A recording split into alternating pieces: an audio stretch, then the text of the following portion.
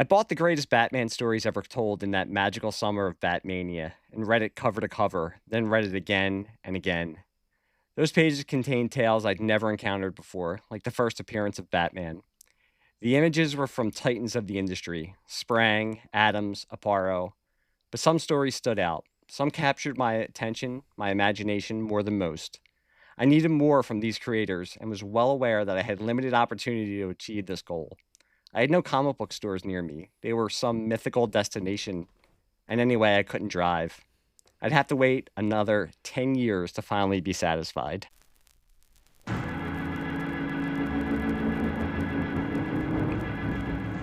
Hello, and welcome to the Pop Culture Basement Podcast. My name is Mike Jamison, and with me tonight, at long last, and he knows what I mean when I say that, is podcaster and filmmaker Tim Rooney. Tim, how are you tonight?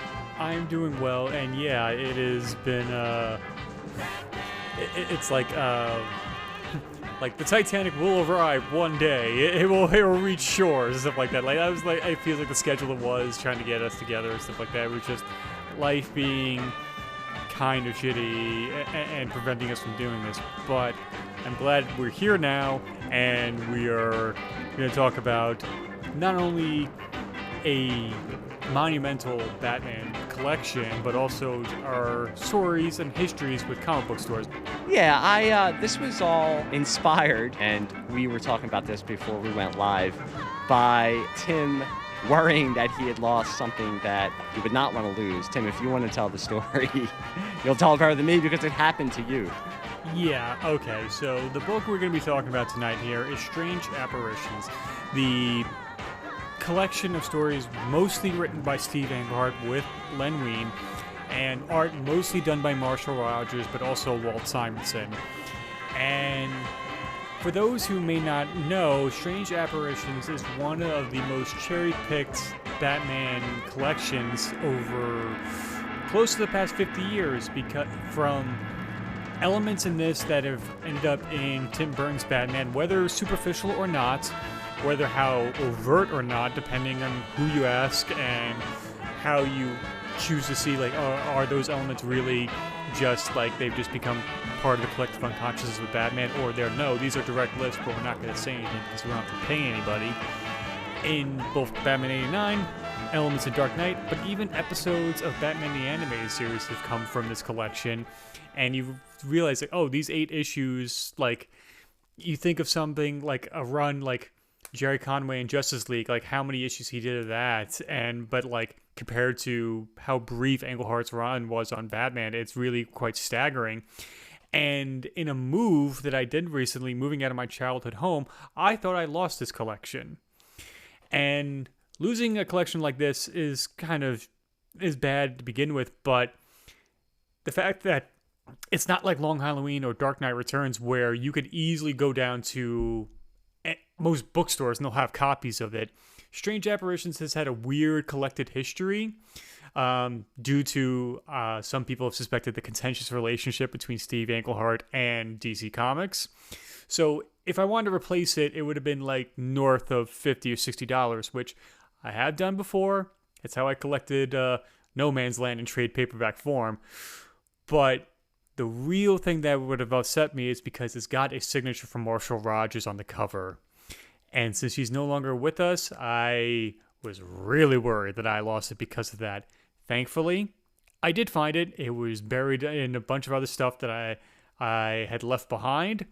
I do have it, not currently in my possession because I left it at work. So this is just coloring.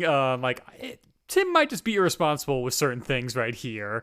I felt such a jackass when I was driving home today from work, and I realized I had left it there. I mean, I'm not going to lie. When you messaged me and said that you had left it at work, it didn't surprise me that much after all we've gone through with, one, how I had the idea for this episode, and then us trying to get together to record the episode. It's like I'm leaving work. I lock up because I'm the last person there. I set the alarm, I lock the door, and I'm walking to my car.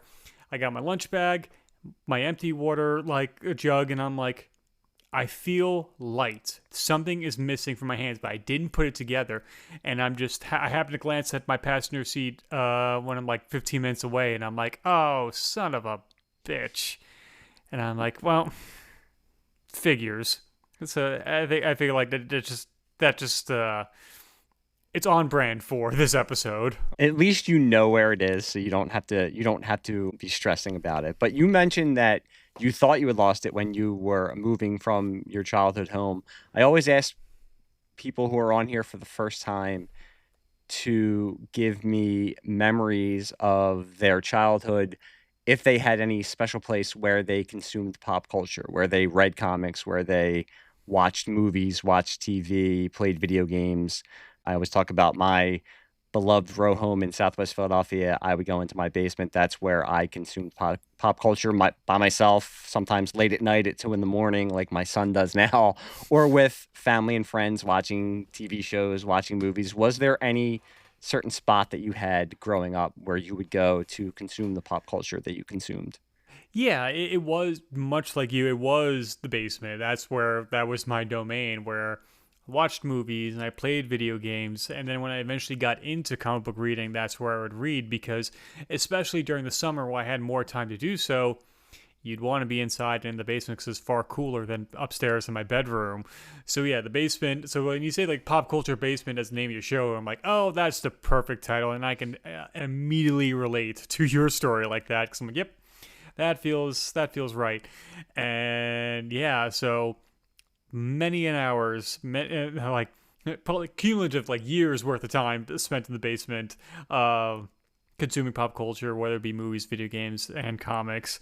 And yeah, so like it's just so curious. It's like, yeah, like now, like I do have a basement here, but like no, that's where the tenant lives and the washing machine's down there. Like I don't, like even when I read comics, I don't feel like I have a spot. Like I could read in the bedroom and stuff like that, or I read here on my desktop if I want to read DC Universe. But I'm just like, I don't have a spot to go to really just to do that, which is unfortunate.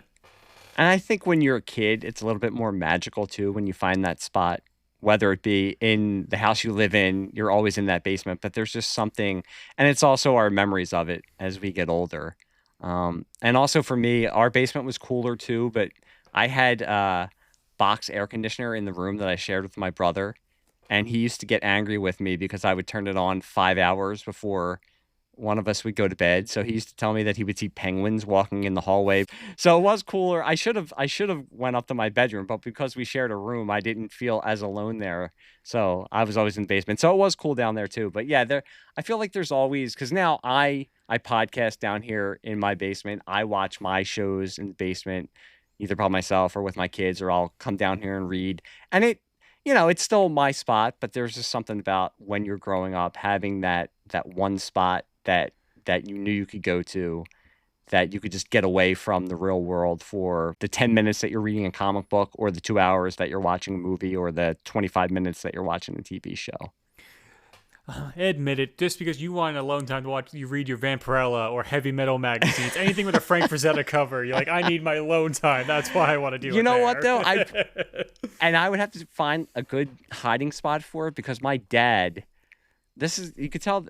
Listen, my dad does not listen to this podcast, so he's not going to care if I tell this story. And this is how you could tell it's a different time. Back in the 80s into the 90s, for Christmas, my mom would get my dad a subscription to Penthouse magazine. Oh my God. I'm not kidding with you. And he would, I don't know if I told the story on this podcast or another one. He used to just put them in his side drawer of his of in his bedroom, right next to the bed, my mom and dad's bed. So my brother and I both knew that if you went into that side drawer, there was a Penthouse magazine.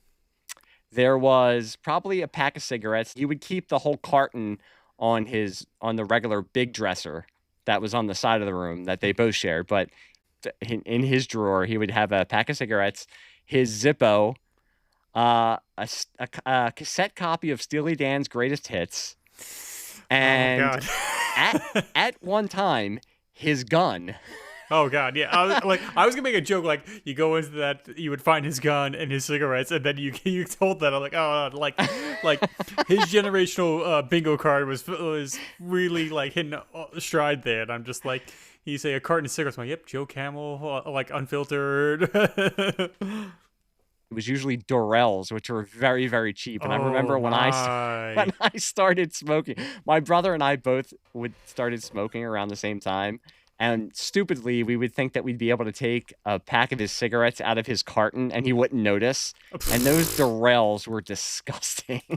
They were, I mean, I don't smoke anymore, so any cigarette now is disgusting, but they were disgusting. But yeah, that drawer was some good times back then. If I needed to cut like 10 minutes, like, hey, there's the Penthouse, maybe I can pop in the Steely Dan cassette, have a cigarette, and I'll take the gun out and see. Now, it was never loaded. He did not have it loaded, so he wasn't that, thank God. And plus, my Yeah. brother and I weren't stupid enough to be like, hey, let's play with this gun and stick it in our mouth or something like. I mean, God forbid. I don't mean to make light because you hear about so many stories, but yes, it was never loaded. I don't know where he had the ammunition, but it was never loaded.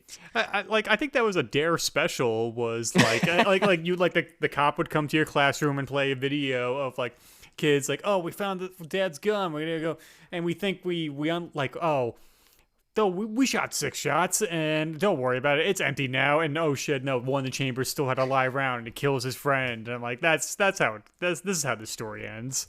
Jeez Louise. But I'm talking about my dad in a slightly more wholesome story. Yes. Yeah, when this first happened, I remember you posting it. I can't remember. I think it was on Facebook that you posted. Oh, I think I might have lost my strange apparitions, and there were like 5 or 6 people were like, "Oh no!" I even Yeah. said to you like, "Hey, I'll make like copies of it for you and send it because I have it." It got me to thinking that one, when you did say that you had lost it, I automatically thought, oh my God, I didn't know until right before we went on the air that it was signed by Marshall Rogers. But even just the collection itself, I was like, oh man, that's like $60 to try to get the original that was published back in 1999. And it made me think about how it's so different now that you have outlets like Amazon and eBay, where even if you are spending the money, you can find this kind of stuff. Whereas when I'm growing up, and I'm older than you are, you know, I said it in my little intro, comic book stores to me for a time were like these mythical places because there were none near me. I used to have to beg. We had one that was in the suburbs of Southwest Philadelphia. It was about 20 minutes away from us, and it was in the local dirt mall, to quote Kevin Smith. It was called the Bazaar. And it was great, but it was a dirt mall. If you went there, if you wanted to go to the comic book store, if you needed to get a mirror for your car, if you needed to get a wall hanging for your living room, you went to the Bazaar because they had all of these stores. So there was a comic book store there, and I used to have to beg my dad. My brother and I would have to beg my dad to drive us there. And it wasn't big at all. It was almost like a stall. It wasn't a store because they were little storefronts. Yeah. And I didn't get a comic book store in my neighborhood until I was a teenager. I think it was 90. It was probably because of Batman 89. And the way I found out about the comic book store in my neighborhood, I was at church on Saturday night. They used to have Saturday night mass. And I grew up going to Catholic school, so of course I had to go to church, because if I didn't, I'd have to go to confession and confess that I didn't go to church. So they would have a Saturday night mass at around 5 o'clock. So I figured I can go at 5 o'clock. I don't have to wake up on Sunday morning. And on the back of the church bulletin was an advertisement for a comic book store opening in our neighborhood. So I probably actually did look up and say, thank you, God, for letting me know this. And I would go there for a while. I always say on this podcast, I have so many guests, such as yourself, and I've had Zaki Hassan on and other people who grew up going to conventions and were really entrenched in the culture of comic book conventions and comic book stores. I don't know why. I think maybe because I was the only one who was really into that in my friend group. Now, my brother was into it with me, but he was younger. And he kind of got it through osmosis from me. I've only been to one comic book convention in my life, and it was, I think, 90 or 91. My dad took me in Center City, Philadelphia. And with comic book stores, I would go, but I never became that person who I had the pull list and I got to know the owners. And maybe of course, I'm doing a podcast. I'm going to say because I was shy. I was shyer then, let's just say, than I am now. So I would go to this comic book store in the neighborhood, and it was, for the time, it was a good comic book store. I was able to start to get monthly comics because before then I was buying stuff from 7-Eleven, whatever Yeah, was on, the you spinner know, racks. exactly. Whatever was at 7-Eleven, or if I went to Walden Books, when I would go to the mall with my mom and my grandmother, I'd go to Walden Books and they'd go shopping, and I'd sit there for an hour and leaf through The Dark Knight Returns and Batman Year One and Watchmen. And my grandmother, being a grandmother, would buy it for me when she came back to when they would come to get me because she was my grandmother and that's what she would do. So that's how I would start to get graphic novels. So this was like a whole new world, was actually going and saying, oh my goodness, there's back issues and I can get monthly issues and actually follow a storyline. Now, Strange Apparitions, I believe I bought, there was, this was not the Dirt Mall, but there was, when I started college, I went to Penn State, Delaware County, which Delaware County is right outside of Philadelphia. It's about 25 minutes, a half hour away. I didn't live there, I commuted. And there was a mall close to there, the Granite Run Mall, that is now closed, as most malls have. But they had a comic book store in there. So most of the time, I was like, why would I go to class when I can go to this comic book store and hang out there? And I think I bought Strange Apparitions from there. But like the story I told in the beginning, my first encounter with the Englehart Rogers run was in the Greatest Batman Stories Ever Told, because they had the Deadshot Ricochet and the Laughing Fish in those collections. And also the Greatest Joker. It might have been, I know they had the Deadshot Ricochet. They might have had the Laughing Fish and the Greatest Joker Stories Ever Told, which came out also in conjunction with 89. But for you, what was your experience growing up? I mean, did you have comic book stores near you? Were you more entrenched in that culture? It's interesting because I didn't really start reading comics until like I was nearly out of high school, where whatever comic books I did read were usually tie-in books to movies, like the Mask of the Phantasm, like mini comic adaptation of it that was like half like kind of what now DC does, like the pocket books, pretty much like that same size, or the comic book adaptation of, I think, like Batman Forever. I think I had at one point, and there was a comic book store in our, much like you, in our local mall. Thankfully, our mall is still here. It was called Planet Comics, which I'd go in because like they'd have comic books, but also have toys and what have you that I find really fascinating. And it wasn't until I was probably a senior in high school where I'm like, I had just gotten my license. I had my first car, a 97 Dodge Neon, that I sunk way too much money, and I put in too many starters, like to keep that. My mom had a Neon for a while. it like when it worked, it was a nice car. It was great like that. But it was also just like, but also like how fragile that car was, because I remember like it was super cold one day, and like my mom was kind of like backseat driving and stuff like that, and somebody cut me off, and I'm just like, in frustration, I punched the dash and I put my fist through the dashboard, and I'm like, and my mom just went like, whoop. And made a fish face until like, okay, I will stop trying to give him advice right now. And I felt so mortified in that moment, and I could not stop apologizing for the rest of the day, losing my cool like that. But the comic book store that I've been going to since is a place called Fourth World Comics, which is not too far from me in Smithtown, New York. And because I think I had Googled like greatest Batman graphic novels or greatest Batman stories, and IGN had a top 25 list of like the greatest Batman stories ever told, and like number one was Dark Knight Returns, and I'm like, I guess I'll start there. So like I drove, got that, and I remember reading it in my backyard, not my basement, which is very strange. And like it was late afternoon, and it was like just about early evening. The sun was just about to set when I finished the book, and I'm like, oh, okay. I have reached a new level of like fandom. Like I am going to be reading comics for the rest of my life.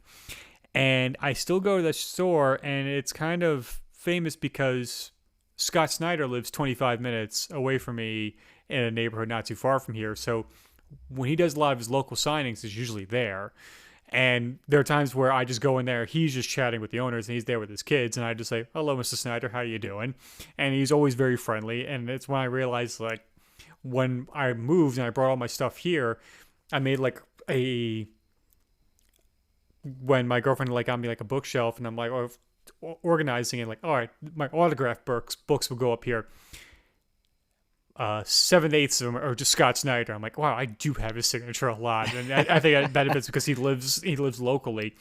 And Strange Apparitions, like, it was one of those things, like you had mentioned before, where the comic book collection that inspired Batman '89, like, that's how it was kind of told to me, and that's when I was like, all right, I'll seek this out. And it was hard to find. Like, I had to go to eBay to find it, and I'm like, I hope this is good because I'm dropping $50 for it, but I do not regret buying this. Yeah, it's weird because as we talk about this run, I'm going to throw shade a little bit at Frank Miller and just that large Frank Miller shadow that's loomed over Batman for the past 25, 30, 35 years because of The Dark Knight Returns.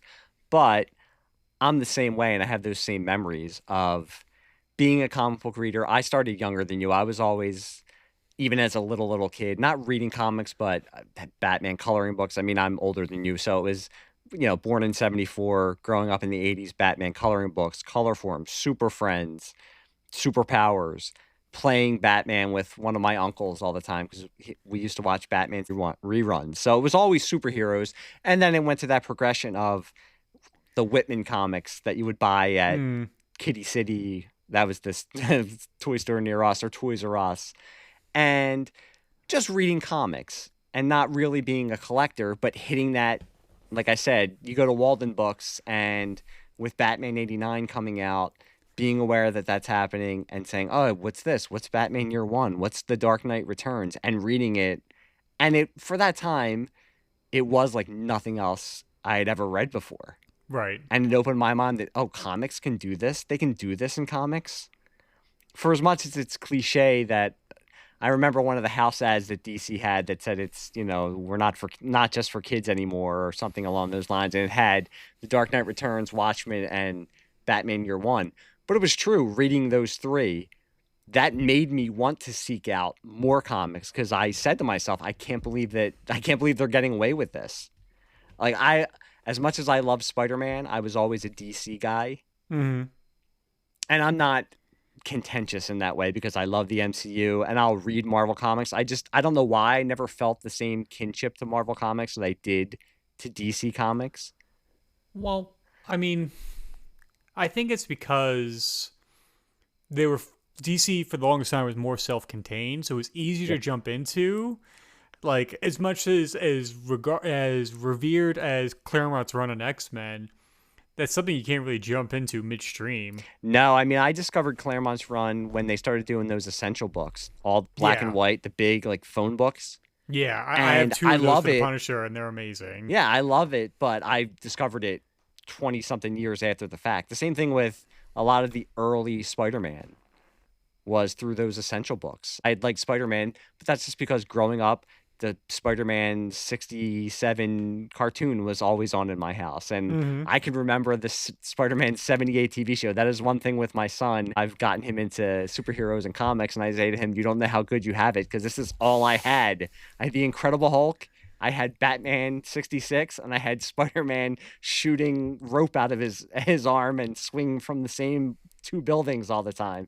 So enjoy it, Sonny, as I shake my hand at the clown.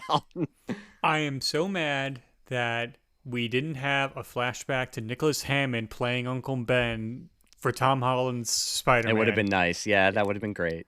I can't believe they've never gotten him into anything at all. I mean, and maybe, I don't know if he wants to do it. I would think he does. He's never been embarrassed by his association with that show. So I am surprised that he's never, I mean, even Lou Ferrigno has been in all the Hulk movies. Yeah. And like the fact that he still acts he showed up in Once Upon a Time in America. And he was great. Yeah, and you're just like, and you look at him like he's aged gracefully Yes, for a he lot of it. has. And I'm like, that is a good looking man right there. I mean, I like, if he shows up as a voice in the next Spider-Verse movie, which is due any day now, I'm sure. I'm sure it's right around the corner. They're completely having scrapped that movie 3 times over and started from page one. And like, if he showed up as a voice in that, I'd be like, okay, at least he's got some kind of redemption, or not even redemption. It's not like he was in a bad version, but like kind of like how Hayden Christensen could show up at a Star Yeah. Wars convention and everybody loses their mind. I feel like if he walked out on stage with Tom Holland, Tobey Maguire, and Andrew Garfield, I think everybody would like flip tables in excitement for it. Yeah, not as much redemption. I think the ultimate fan service, because nobody's ever.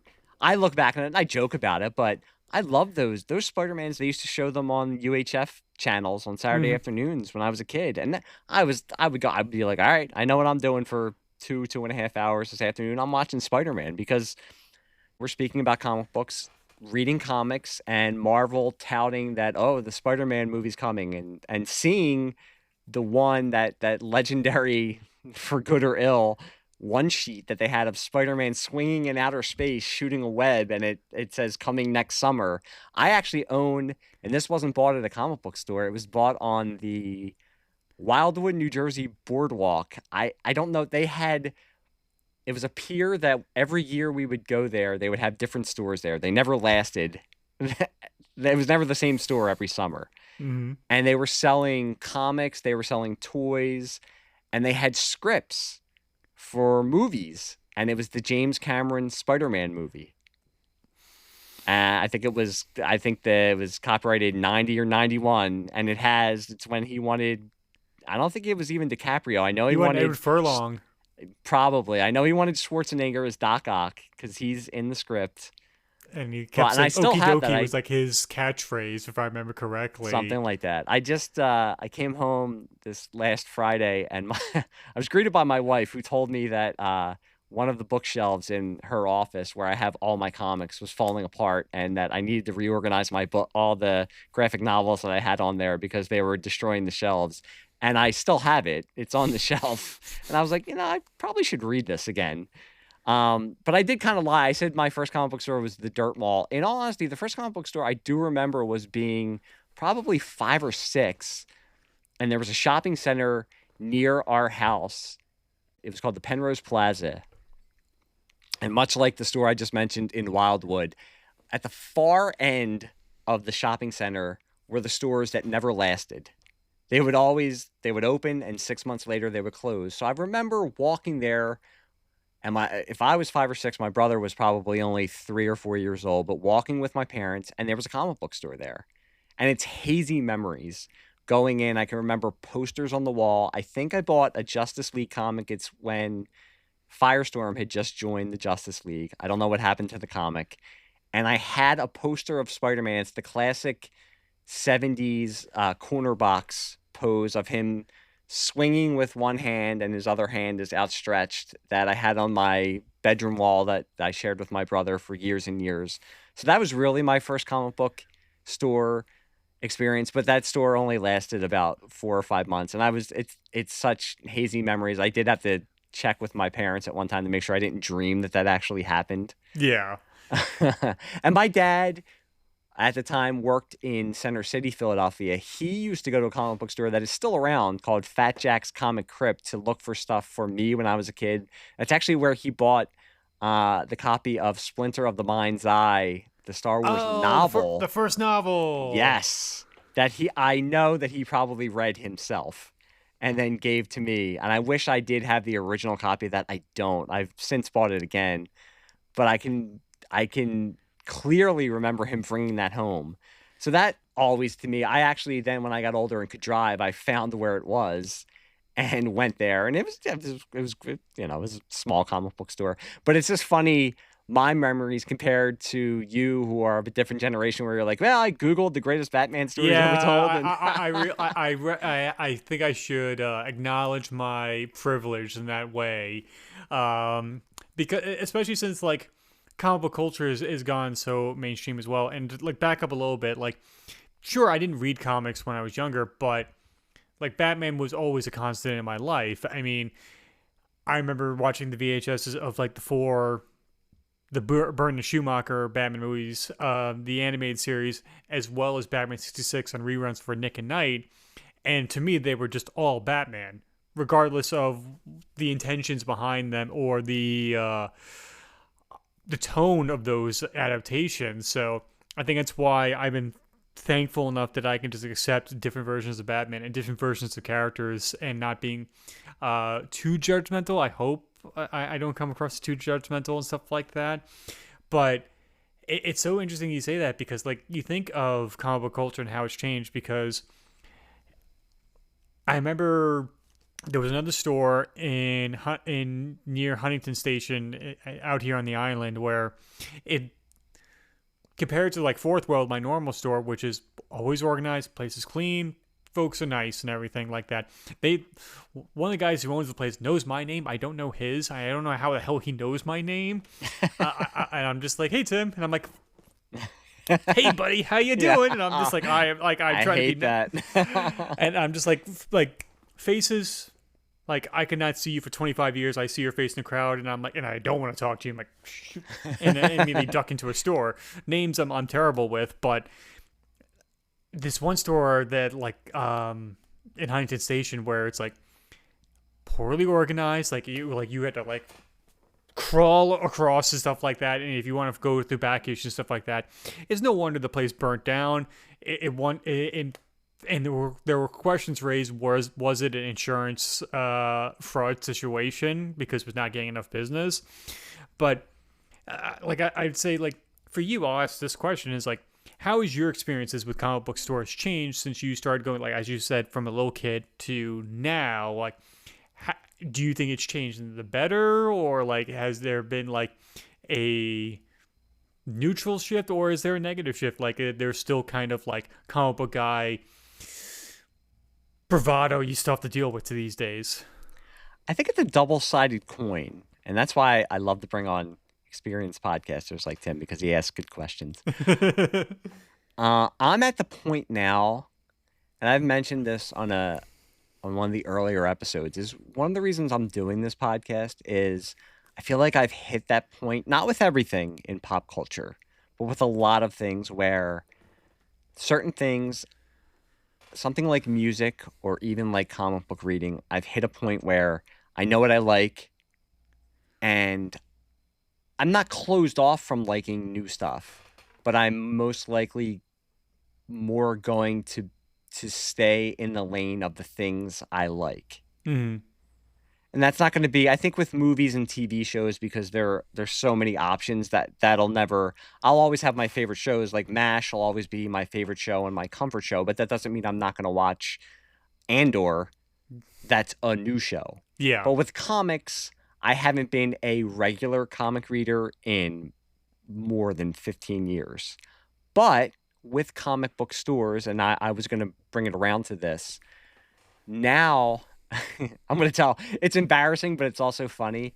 I always want to do, I'm half joking when I tell my wife this, I want to do a coffee table book of strip malls. I love when we're driving to look at what stores are in strip malls, because they're either the stuff you'll always find like barbershops and, a small deli or something like that. But there's always in the back of my head as I'm driving somewhere saying, is there a comic book store in there? Or is there something interesting?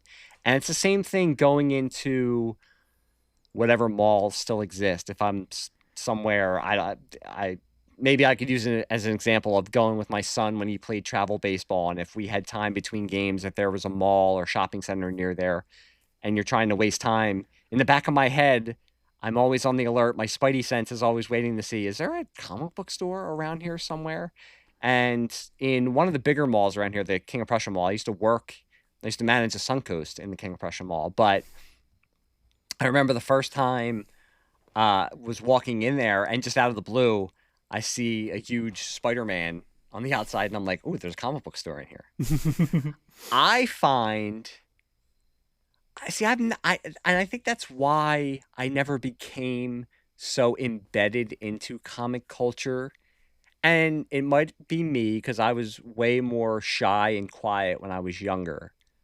But I never had that welcoming type of feeling whenever, especially when I first started going. It always seemed like I was almost intruding on somebody's world. And I would go in and get my stuff and get out of there. And I never Yeah. really sat and had a conversation with the owner or whoever was working there. Now, I have a friend who I used to podcast with who used to manage a comic book store. And if I would have met him when I was going, then I would have had a totally different experience because he loves to talk comics and he'll tell you that he's an introvert, but if you get him into the conversation of comics and especially Star Wars, he will talk your ear off. Now going into comic book stores, it's weird because you would think and I know it's waning a little bit, the way that comic book characters overtook pop culture over the last 10 to 15 years. Yeah. You would think that people working in comic stores would, if they saw, especially kids, like my son's age, when he was a little bit younger, coming in, they'd want to engage with them more. And I've never found that in any stores that I've gone into. And I will say where I live now, I live in Westchester, which is about 45 minutes outside of Philadelphia. It's a little college town, and it's great. I mean, we have nice restaurants, and they have really cool stores, not just for college kids, but for everybody. I love the atmosphere. They opened the comic book store. It lasted about 5 months and closed, which is a shame. And for my son, I always thought he was going to be my reader. It turned out to be my daughter because I love to read, not just comics. I've always loved to read. He's it was a struggle. He was supposed to read 3 books this summer for school. He read 1, and I said, "Read The Hobbit. It's a good book. It's fast. You'll enjoy it. You've seen the movies already." And he did, and he enjoyed it. But graphic novels that I've given him, he will fly through and enjoy them. So that's why you would think that with the way comic culture took over pop culture, one, you would have store owners and employees wanting to engage more, but I've never really seen it. And I kind of understand why, even if Avengers Endgame is making $1 billion, that doesn't mean everybody who watched that movie is walking into a comic book store and saying, "Hey, let me check out what Iron Man's doing this month." Unfortunately. So, yeah, that's why it was always a mystical type of place for me. And it was a place that I held in high esteem. And I would enjoy going into comic book stores and finding back issues and finding the stuff that I wanted. But I never felt that I had my own store and a group of people there who I could talk to. So is that a different, like the experience you're saying now, that at least you go in there, you might not know his name, but he knows your name. Yeah. Yeah. It's it would only behoove stores to be welcoming and be like, "Hey, I don't know about this because I like the movies. Where can I start?" Like, I would treat that like, rather than like, all right, exactly, I will show you, like the epitome of comic book guy on The Simpsons. I'd be like, no, I'm gonna be like Aladdin, like, I can show you the world, and just like glide him down an aisle to be like, all right, this is where you want to start. Like, you want to like here's Batman Year One. If you like this is a great starting point, and then we can go from here. Don't give him The Dark Knight Returns. It's a little too heavy and a little too heady for some people. Same thing with Arkham Asylum. Don't do that. Yep. But and something that you were saying before about, speaking of Frank Miller and Year One, you were saying that Frank Miller getting the credit in the shadow of Dark Knight Returns. I think Dark Knight Returns, as its own book, deserves the recognition and the praise it gets. Now, all the people who took the wrong lessons from the book, that's not Frank's fault. No, I agree with you. I think it's overshadowed too by right or wrong, and I might be saying this wrong. I think Frank Miller got a little weird there for a while after with Dark Knight Strikes Back Yeah, and all that kind of stuff. So 9/11 I kind think of that broke was his mind thrown a little onto it. bit. But I do agree with you. The Dark Knight Returns, people don't see some of the parody that he's also putting in there. I don't think Zack Snyder, and I don't, I'm not going to start this as an argument for people who are No, listening. There are things in those movies I enjoy and some things I don't, but I think he took some of the wrong lessons also, and I think some of the Snyder fans who take it to the extremes. But that's also something with comic book culture that, in a level-headed way, you can discuss and say, I enjoy this version of the character. With these characters who've been around for so long, I enjoy this version. Mhm. Okay, I enjoy this version. And they should all, especially with Batman, who's been able to last for so long because Batman can be a slightly overweight, funny, campy character, and also a grim, dark Avenger of the Night, and Mhm. also a cartoon that distills all of that into one thing. So, but yes, I Yeah. agree with you. I think that it's not Frank Miller's fault that some people have taken the wrong lessons from that book. Yeah, I think like even like the ones that come afterwards, like I think like Green Arrow, Longbow Hunters, like that's clearly written in the wake of Dark Knight Returns, and it's a good book. But there are like the extreme like kind of books, especially like getting into the 90s and like Image Comics, where like, oh, we want to be, or like Spawn is a perfect example of like it's a post Dark Knight Returns world. We're gonna be dark and serious and everything like that.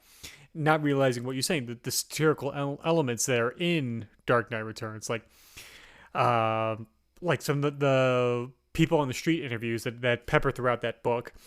Um, yeah, and then like it seems like Zack Snyder took like a superficial read of that story and didn't understand what he was really doing with there. And some fans like thinking like, oh no, he totally interpreted correctly, and I'm like, oh, I don't think you read that story correctly.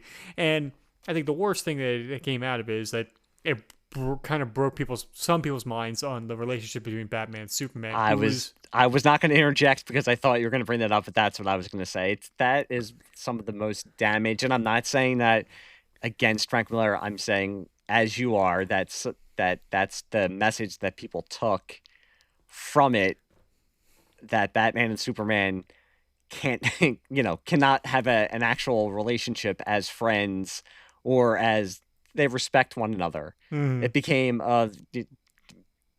you know, one, it became, oh, Batman's cooler than Superman, and Superman is just a tool for the government, which in that story, but then it became Superman's just a tool, whereas Batman is more of a lone wolf, he's a so he can go, badass and man. that's why they don't like each other. I We're doing this in the wake of the Superman 2025 movie, and I enjoyed it. I enjoyed it a lot. And one of the things that I look forward to, that I've been talking to my 14-year-old about, because he is looking forward. He enjoyed Superman also, but he's looking forward to Matt Reeves' next Batman movie. I Mm, enjoyed Matt Reeves' The Batman. I want to see what James Gunn can do with a DCU version of Batman who is a little bit lighter. And when I say that, I don't mean that he's a quippy, funny Batman, but he's also not someone who is just so mired in darkness and depression. And I think it leads into what we're going to talk about with Strange Apparitions, because, and we can get into it now. After I read it for the first time, parts of it, I didn't read the whole thing, in The Greatest Batman Stories Ever Told, and I didn't have a defined image of what Batman should be in 1989, because I had also grown up on Batman 66, and then the cartoons of a daddy Batman who was mm. voiced by Owen Soul, who is the furthest thing from the Dark Knight Returns or Batman Year One. But then I was reading Batman Year One and Dark Knight Returns, seeing Michael Keaton as Batman. So I have all this swirling in my head, and then reading these stories.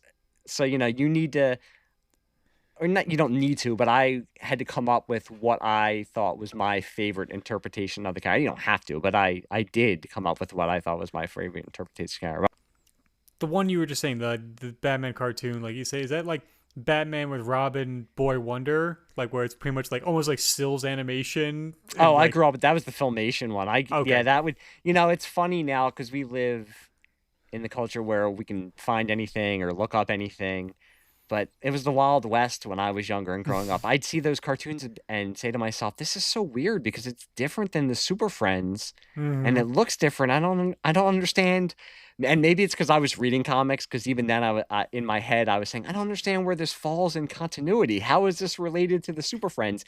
And then you had the Batman and Robin adventures with Batmite that Yes. I was 4 or 5 years old when that came out. So that was right in my wheelhouse. I was watching those when I was on Saturday mornings, and I would watch them in reruns. But I do remember in '86 with the superpowers, I was a burgeoning nerd. So in my head, I was saying, okay, now this is more like Batman. Even though it's Adam West voicing him, he looks more like Batman. He's a little bit sleeker looking, and Hmm.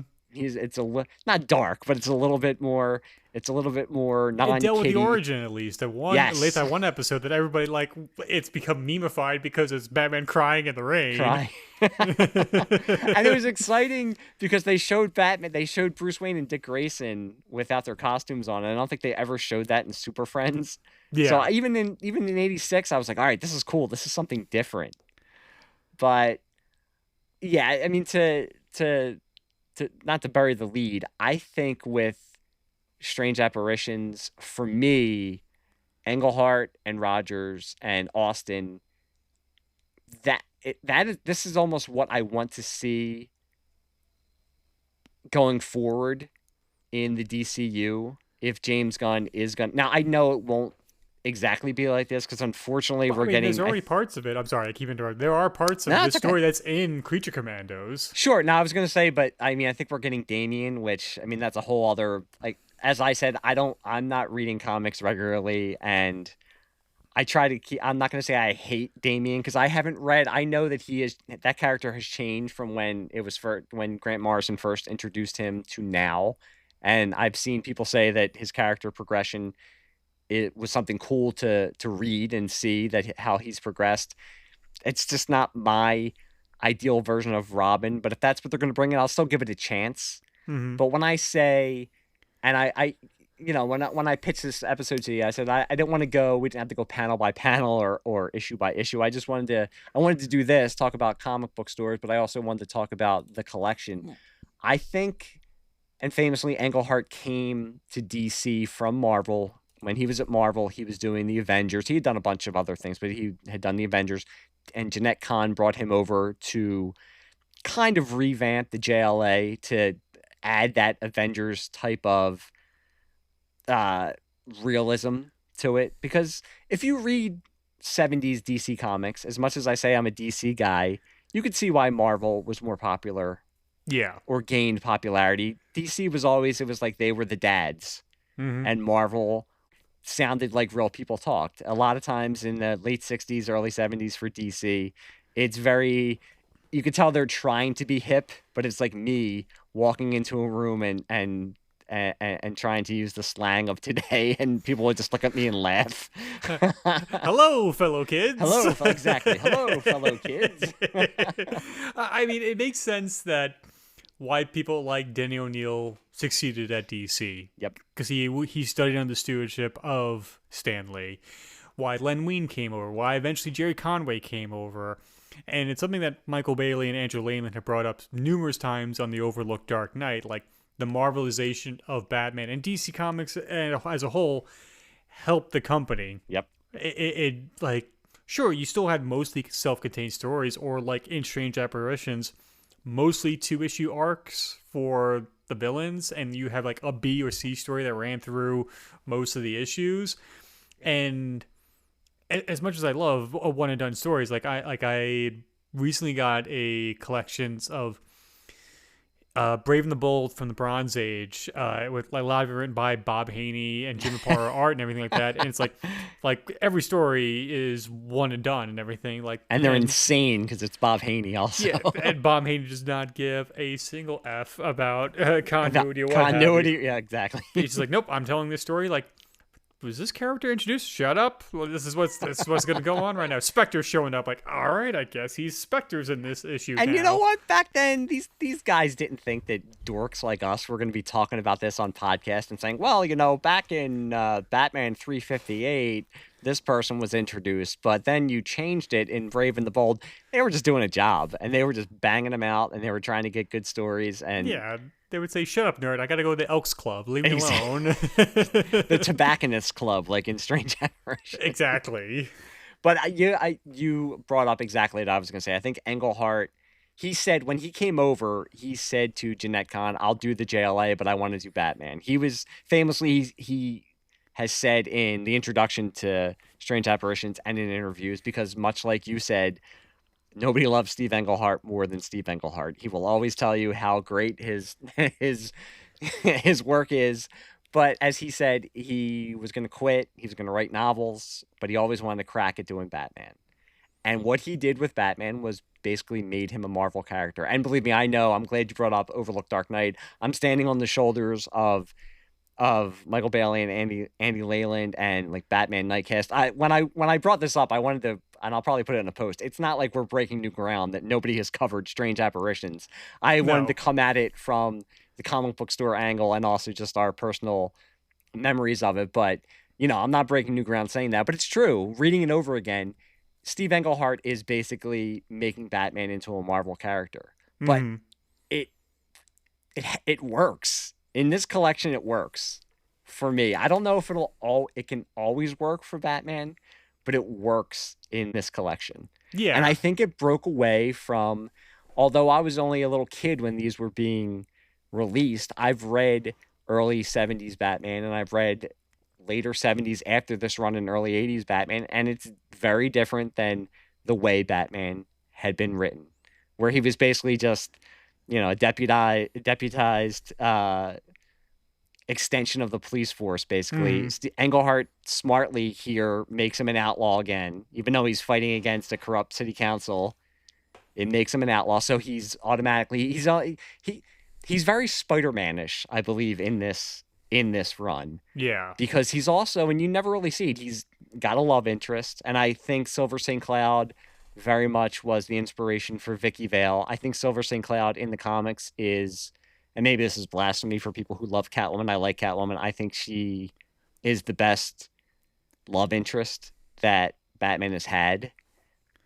And again, I'm surprised that she has not been brought into the movies, but that also might be because of Englehart's relationship and his vocal, his loud vocal objection to what he thinks has been the movie stealing some story points and characterizations and not giving him credit, which some I agree with, some I don't. I think sometimes he gets a little too up his own ass with how much he wants to say that he's inspired the movies. Like, there's a difference between somebody like Jim Starlin, who created Thanos, getting paid more for KG Beast showing up in BVS than Thanos showing up in most of the Infinity Saga prior to Endgame.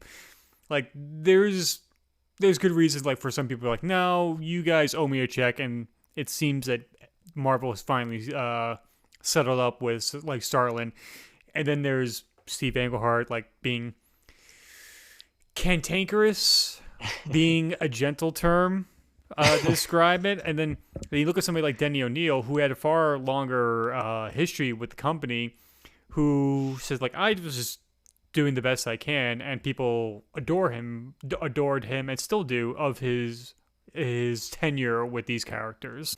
He's even there's a sequel to the Strange Apparitions run, Batman Dark Detective. It's not as good, and to be totally honest, I've only read it once or twice. I've reread these issues hundreds of times, so maybe I don't have the same love for it because I'm not as familiar with it. But he's even stated that he thinks some of the story points for The Dark Knight were taken from that, which you can, if you squint, bend it. Exactly. You can bend it. It's not like he was creating things that have never been story points before for other comics, for movies, for TV shows. So I get it. But, like, Steve, calm down. Yeah, like, your history is cemented. I wonder how much of that, like, I understand, like, squeaky wheel kind of thinking of it.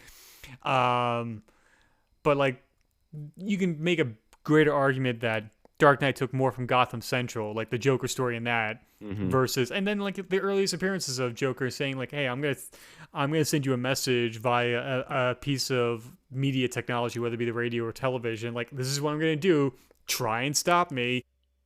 Yeah, and Englehart took that as inspiration for the story points in The Laughing Fish. I mean, he said it, but he was taking that directly from the Joker's earliest appearances. So, I mean, like you said, you can squint really hard and you can read a lot of stories and say, okay, they probably took it from. And of course, the movies take it. And if they see a chance to not give credit and not have to pay somebody, they're going to do that.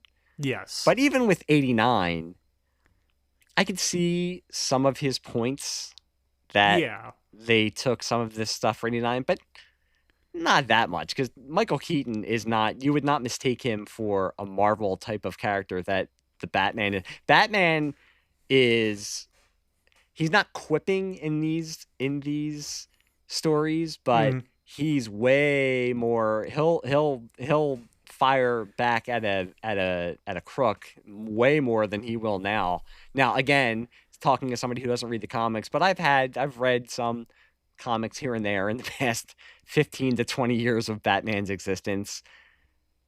You know, I think that's what I don't want. Yes, Batman might be a psychopath Batman. And I understand there was a time where I loved that characterization of him.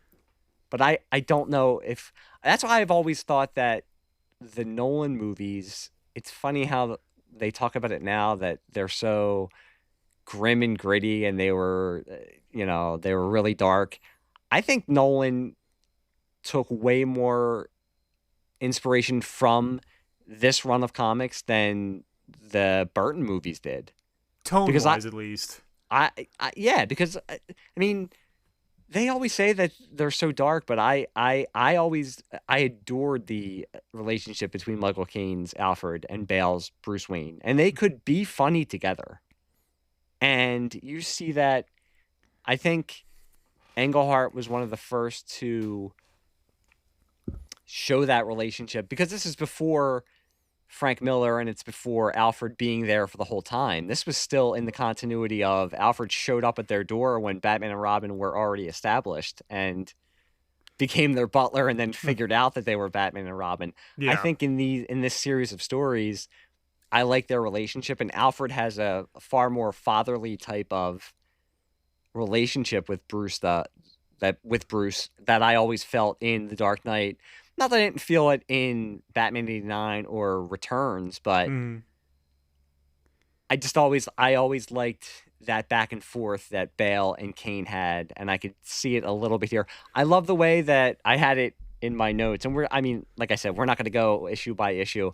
I think other than George Perez, Marshall Rogers and Terry Austin actually make Robin look cool and make the Yeah. Robin outfit look cool. And you saw that they were trying to develop him as more of a, not even young adult, but 18, 19-year-old adult than just, and he was at the time, he was in Hudson University, but I like his relationship with Batman in this. And it makes me nervous hearing that there might be, and I know it's already been debunked by James Gunn, but in the Batman 2 that they want to bring in a Robin, because God forbid, I don't want to see a all-star Batman type of relationship with Robin. I don't think that they would do that, but I I like I would love to see a Batman and Robin who actually get along with each other. Much like we said about Superman and Batman, that it's been far too long now that they are supposed to be butting heads all the time where they just have a grudging respect. I do like that in the current World's Finest run by Mark Waid.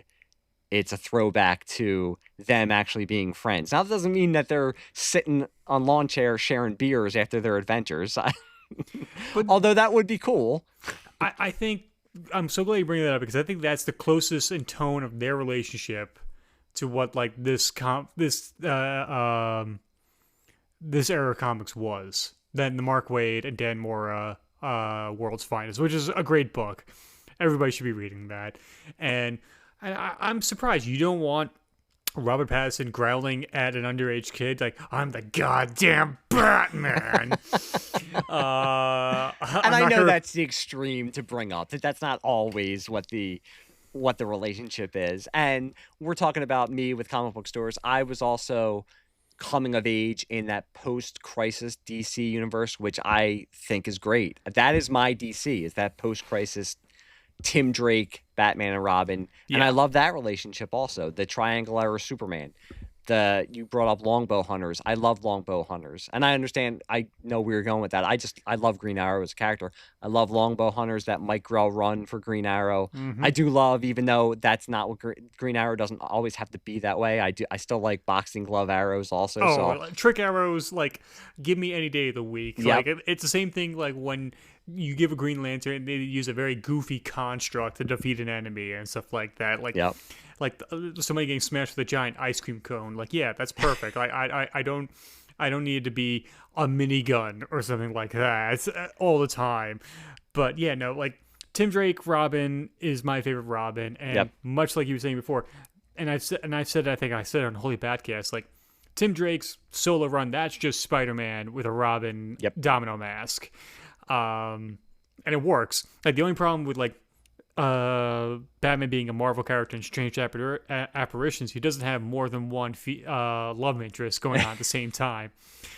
He's not like Dante Hicks, who's like as Randall would say, every time you're the ugliest chud in the world, you got two beautiful women vying for you. I don't understand how you do it. I thought you were going to say that Dick was going to be walking out of the Batcave going 36. Oh no! Like, I didn't know how explicit we wanted to be on this podcast. I was You're trying to fine. censor myself. You're fine.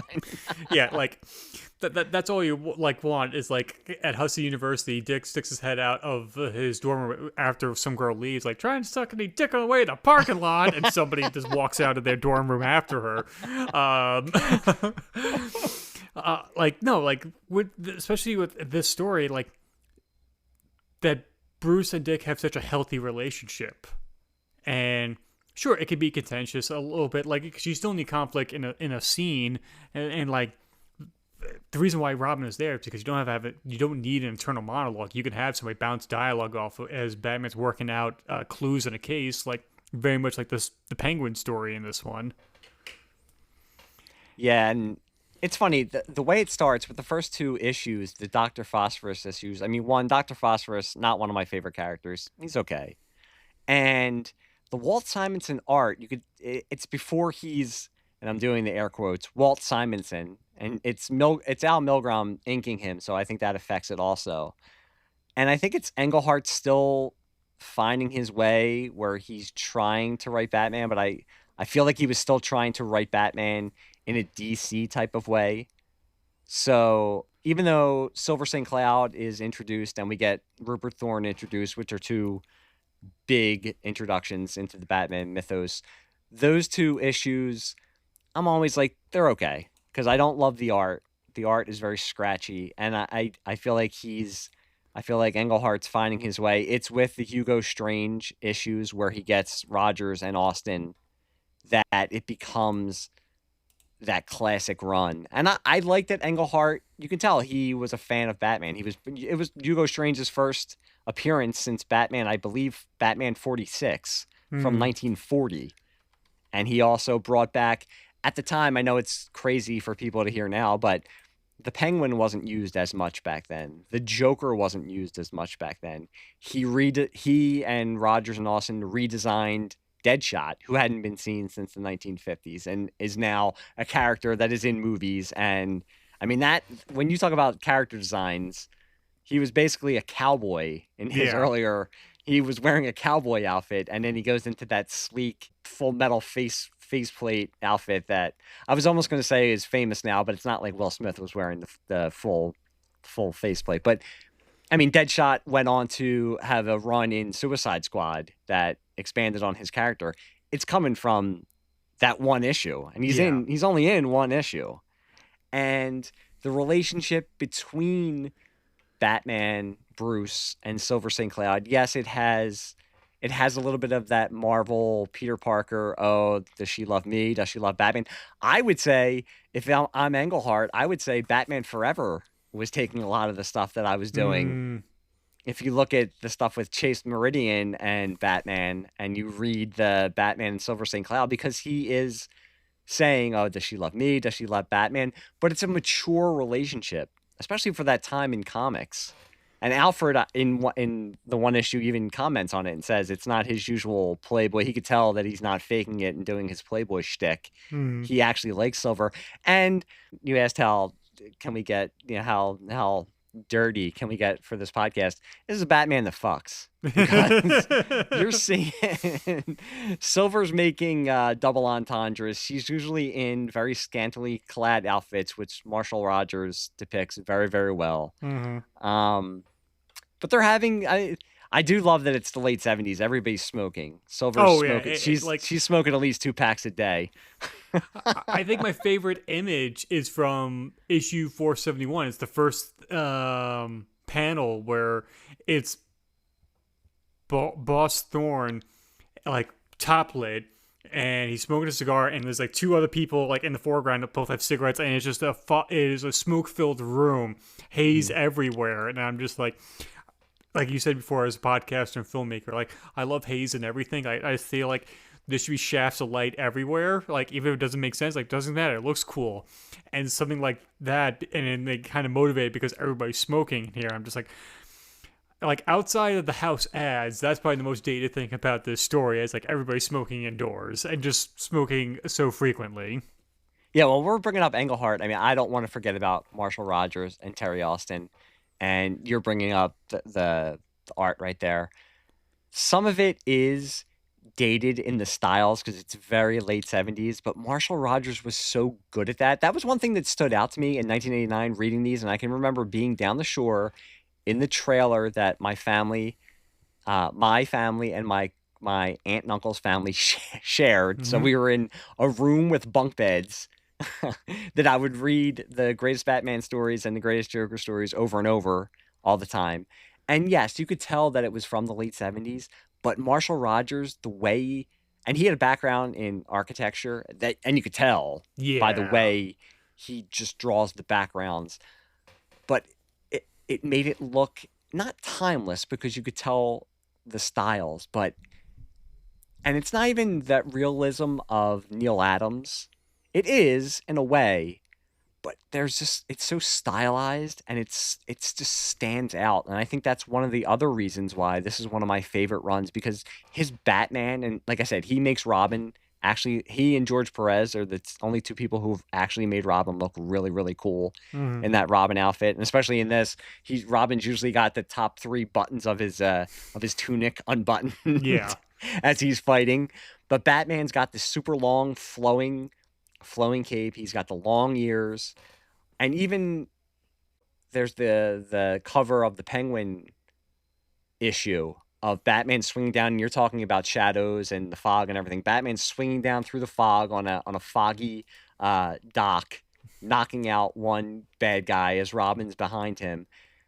They didn't redesign the Penguin, but he actually makes the Penguin. This was before the Penguin became the mobster. He was still the Penguin who basically pulled off crimes that were related to birds. Yeah. But I like the way he draws him. And his Joker, we haven't even gotten to the Laughing Fish and the Sign of the Joker, which are the 2 most famous stories. His Joker is iconic. Yes. It's an iconic Joker. The trench coat, the hat, the gloves. And there's a reason why they adapted the Laughing Fish for Batman the Animated Series, and when they showed it was shown in prime time. That episode, because it is truly, you can have the greatest Batman stories ever told, and people can argue, I don't know why they didn't put this one in. If you're gonna, as you said, with year one or graphic novels, saying to people who are just starting to read this, I would say to people, read The Laughing Fish and The Sign of the Joker. And if that doesn't make you a Batman fan, then or a comic book fan, then you're probably just not going to like comics, so you're not going to like Batman. Yeah, absolutely. And The Laughing Fish being one of those episodes that was on if you remember, there was VHS tapes that were like it was 2 episodes and they were themed after a character. Yeah, we used to sell them in Suncoast. Yep, Uh, we used to watch. We used to watch them in the store. We would cut open the bottom. If you had a little like small little knife, you could cut open the bottom, take the VHS tape out, put it and watch it after the manager left. This is before I managed the store because they had certain tapes you were supposed to push and watch, and then you could put it back in, tape it up, and still sell it without. shame, shame, shame on That, you, and I my had a friend. friend of mine who I worked with. He would watch. They had the WrestleMania box set on VHS, and he would cut each one open and watch each WrestleMania when we closed at night. Oh my goodness. But like that was like one of the 2 episodes for Joker. It was that and Christmas with the Joker. So those 2 episodes I could pretty much like recite. I could pretty much act those 2 episodes out. And so when I eventually got around to reading this story, I'm just like, it's so curious how much Dini took, like even like lines of dialogue he took from The Laughing Fish and Sign of the Joker. I think people have struggled since the early 2000s on the Joker's personality. And is he just the maniac who cuts his face off? And That's what I was thinking, and I'm like, I don't want to say that, like, but like it's such an easy or is punchline. he the funny clown that Cesar Romero was? And I think this characterization and the Mark Hamill characterization from the animated series is the sweet spot of the Joker, where he is most definitely insane and he is a master criminal and you don't know what he's going to do and he's unpredictable Mm-hmm. and he's evil, but he can also be funny. And that's not taking anything away. I mean, The Dark Knight is one of my favorite films. Heath Ledger is amazing in it. I like him as the Joker. I still think we've yet to see the definitive Joker in a Batman movie. As much as Nicholson looked like the definitive Joker, maybe slim him, maybe get 70s Nicholson when he was a little bit skinnier. Yeah. But just with the perma white skin, and you don't have to have the permanent smile. But I don't mean that to take away from any of the people who played the Joker, but we've still yet to. I think that the Laughing Fish and Sign of the Joker, along with Mark Hamill, are the definitive Joker. The way that I think that, again, the way I think, and in my head canon, that the Joker should be characterized. Right, because like something that Paul Dini said, I think way back on the original run of Fatman on Batman podcast, is that he thinks of Joker as a big bully, and that he's the only one in on the joke. Where like, yeah, he can do some horrible stuff like that, but as soon as the tables are turned on him, he crumbles and everything. And I think that's a good way to think of it. Like, even to the point where in Laughing Fish, where one of his goons asks him, like, so boss, what are we gonna do now? And Joker's like, puts his arm over his shoulder, like, now, like, he's saying, when, like, don't try and comfort me. And he just pushes him into traffic and he gets screamed by a oncoming truck and stuff like that. And the rest of the gang probably just went like, so this is why he pays so much. Okay. All right. I knew what I was signing up for. This could happen. Like, sidebar, do you think Joker pays well? He must, right? Because if you're I mean, these are actual fun conversations. I've started to have them with my son now, which is fun. Because I've said to him, where would you live if you lived in the DC universe? Would you live in Metropolis or Gotham? And he's like, well, I'd live in Metropolis, and because Superman's there and he'd be able to take care of things.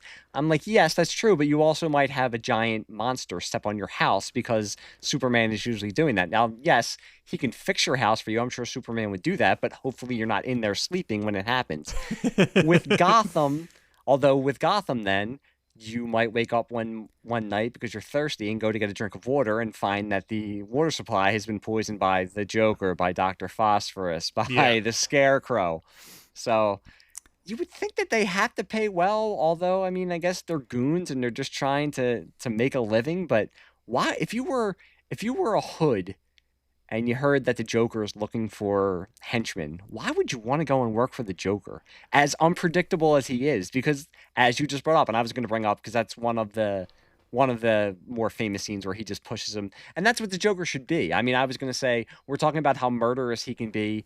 You also not forget, but we also haven't brought up the whole plot of the Laughing Fish is that he wants to trademark fish because he's poisoned them and they have his face. It's patently insane, but he, as you said, as a bully, thinks, well, why can't I do this? He Yeah. compares it to Colonel Sanders. Well, Colonel Sanders has the chickens. How come I can't have fish with my face on them? And they don't even have mustaches. And, I can't help it. It's the law. but yeah, why would you want to? I'd rather work for somebody like the Penguin, maybe. He Or is far more secure. I bet you he gives you a W-9. I bet you, like, you probably can get a tax return from working with, like, for Penguin. Two-Face, yeah, that's Two-Face. it's 50-50 how that goes. You never know what mood he's going to be in that day, so it's Yeah, and like, I imagine, like get rich quick kind of scheme. Like, no, we do this one job for the Joker and we'll be fine. Like, and the Riddler maybe too, because the Riddler is not going to be able to beat you up. no. And the Riddler's too much into his own head, so he'll kind of leave you alone if you do what you're supposed to do and keep your mouth shut. I think you'll be fine. So yeah, the Riddler and the Penguin, I think I'd work. But yeah, the Joker would be far. I'd have to be. Maybe most of those guys have like a $100 a day habit, and they really need the money, so they're like, "What the hell? You know what? I'll take my chances." I mean, that's like kind of like the whole point of Azzarello's Joker graphic novel. Is like, what is the point of view of a goon working for Joker? Yeah, but the only problem with Riddlers though is like I'd be worried I walk into a room and I am suddenly in a jigsaw like trap that he set up because I don't know, I didn't put his clue in the exact right position, latitude, longitude in a room, and he's mad because Batman's not gonna be able to solve his riddle. But see, wouldn't this be much? Isn't this much more fun than having a Riddler who is just the Zodiac killer? I want to see. And I want to wannabe see streamer? this type of. I want to see this type of stuff explored in the movies. I mean, even to the point where like he says this is the Riddler speaking, and I'm just like, I'm sitting there in the theater, like, and I do enjoy the Batman. There's parts I love. Like, I love the score. I love the atmosphere. I think Gotham looks beautiful in that. And I think Pattinson was actually very, very good. Yes. John Turturro was an interesting choice for a Falcone. Jeffrey Wright is great in everything. He was perfect. So I'm just like, I'm like, what was it? Spike Lee's upcoming Highest to Lowest trailer dropped, and like, he's got the biggest pop in that trailer for me because like he pulls out a gun. He's like, "What's this? This is insurance. This is Jake from State Farm." Click, click, and I'm like, "Yeah, that's why you hired Jeffrey Wright for moments like that." And I'm watching The Batman in theater, and I'm just like I'm pulling on my collar, like Warner Bros. Might have to cut David Fincher a check. Has anybody asked him like what he thinks about The Batman? How he pretty much like nearly whole cloth yanked, ripped off Seven and Zodiac for that movie? I don't know. And we're making so many fans tonight. We're ripping on both the Snyderverse and The Batman. No, but we're not like. Honestly, though, we're not because, like you said, I can joke around about it, but at the end of the day, if I don't, my son. It's one of the great things seeing him now get to a certain age where 2 days ago he and my wife, my daughter was out at a friend's house. So we went to dinner and he said to me, "Hey Dad, you know what I watched last night?" And I was like, "No, what?" He's like, "Oh, Fight Club." I said, "Oh, really?" I said, "Well, what did you think of it?" And he's like, "I really liked it." And I said, and he's 14. Now I think about what I watched when I was 8 years old, let alone 14. And I told this story on another podcast that flying home from vacation this year, I'm sitting behind him in the row behind him, and I see that he's watching Full Metal Jacket, and I tap him, and I said, "You okay watching this?" And he's like, "Yeah, I'm fine." And I trust him. I mean, he and I have talked, and we've watched. I took him to see The Batman, which was 3 years ago, so he was 11. But I said, "Okay, this might be a little intense for you," but I mean, he got it, and he was fine with it, so I trust him because we've been watching so many movies together. So, he says to me, "Oh, I'm going to watch The Batman again." And we can talk, and he says, "I think it's the best Batman movie behind The Dark Knight." And I'm like, "Okay, well, yeah, I don't, but I'm glad that you think that and that you're super excited for." Mm-hmm. When it comes down to it, if I don't feel like watching The Batman, I'm just not going to watch it. I'll go see the second one if and when it comes out. Am I super excited for it? No. And like I said, even with Zack Snyder stuff, there is stuff that he did I will never begrudge him that Batman warehouse fight. Yeah. Now, do I like that he's slamming guys up against the wall and there's blood stains? Like, That yeah, like no, I that don't. that dude's dead. I'm sorry. Yes, I don't care how many fans want to say.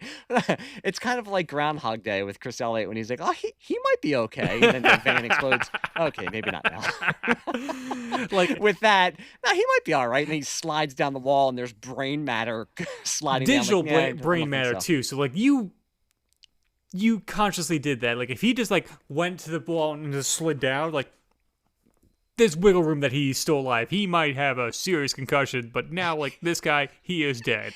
Even if he crippled him, you know what? I'll give him that because the scene with the hand grenade. Now that will happen if you're fighting. That's on that it goes dude's back. fault. He shouldn't have gone after the grenade. Yeah, I saw people complaining. I'm like, well, I mean, you're just an idiot. That's the guy. That's the henchman's fault. You know, He you should have take the kicked it risk. away. He shouldn't have tried to pick it up. He's like, Yep. nope, away from me. Yep, you take the risk. Yeah, there you go. That just happened. So yeah, I'll never trade that in for anything because that was an amazing scene. And there are parts I don't hate Affleck as Batman. I love that costume. I would love to see a more naturalistic. I'm starting getting tired of the super armored Batman costumes also.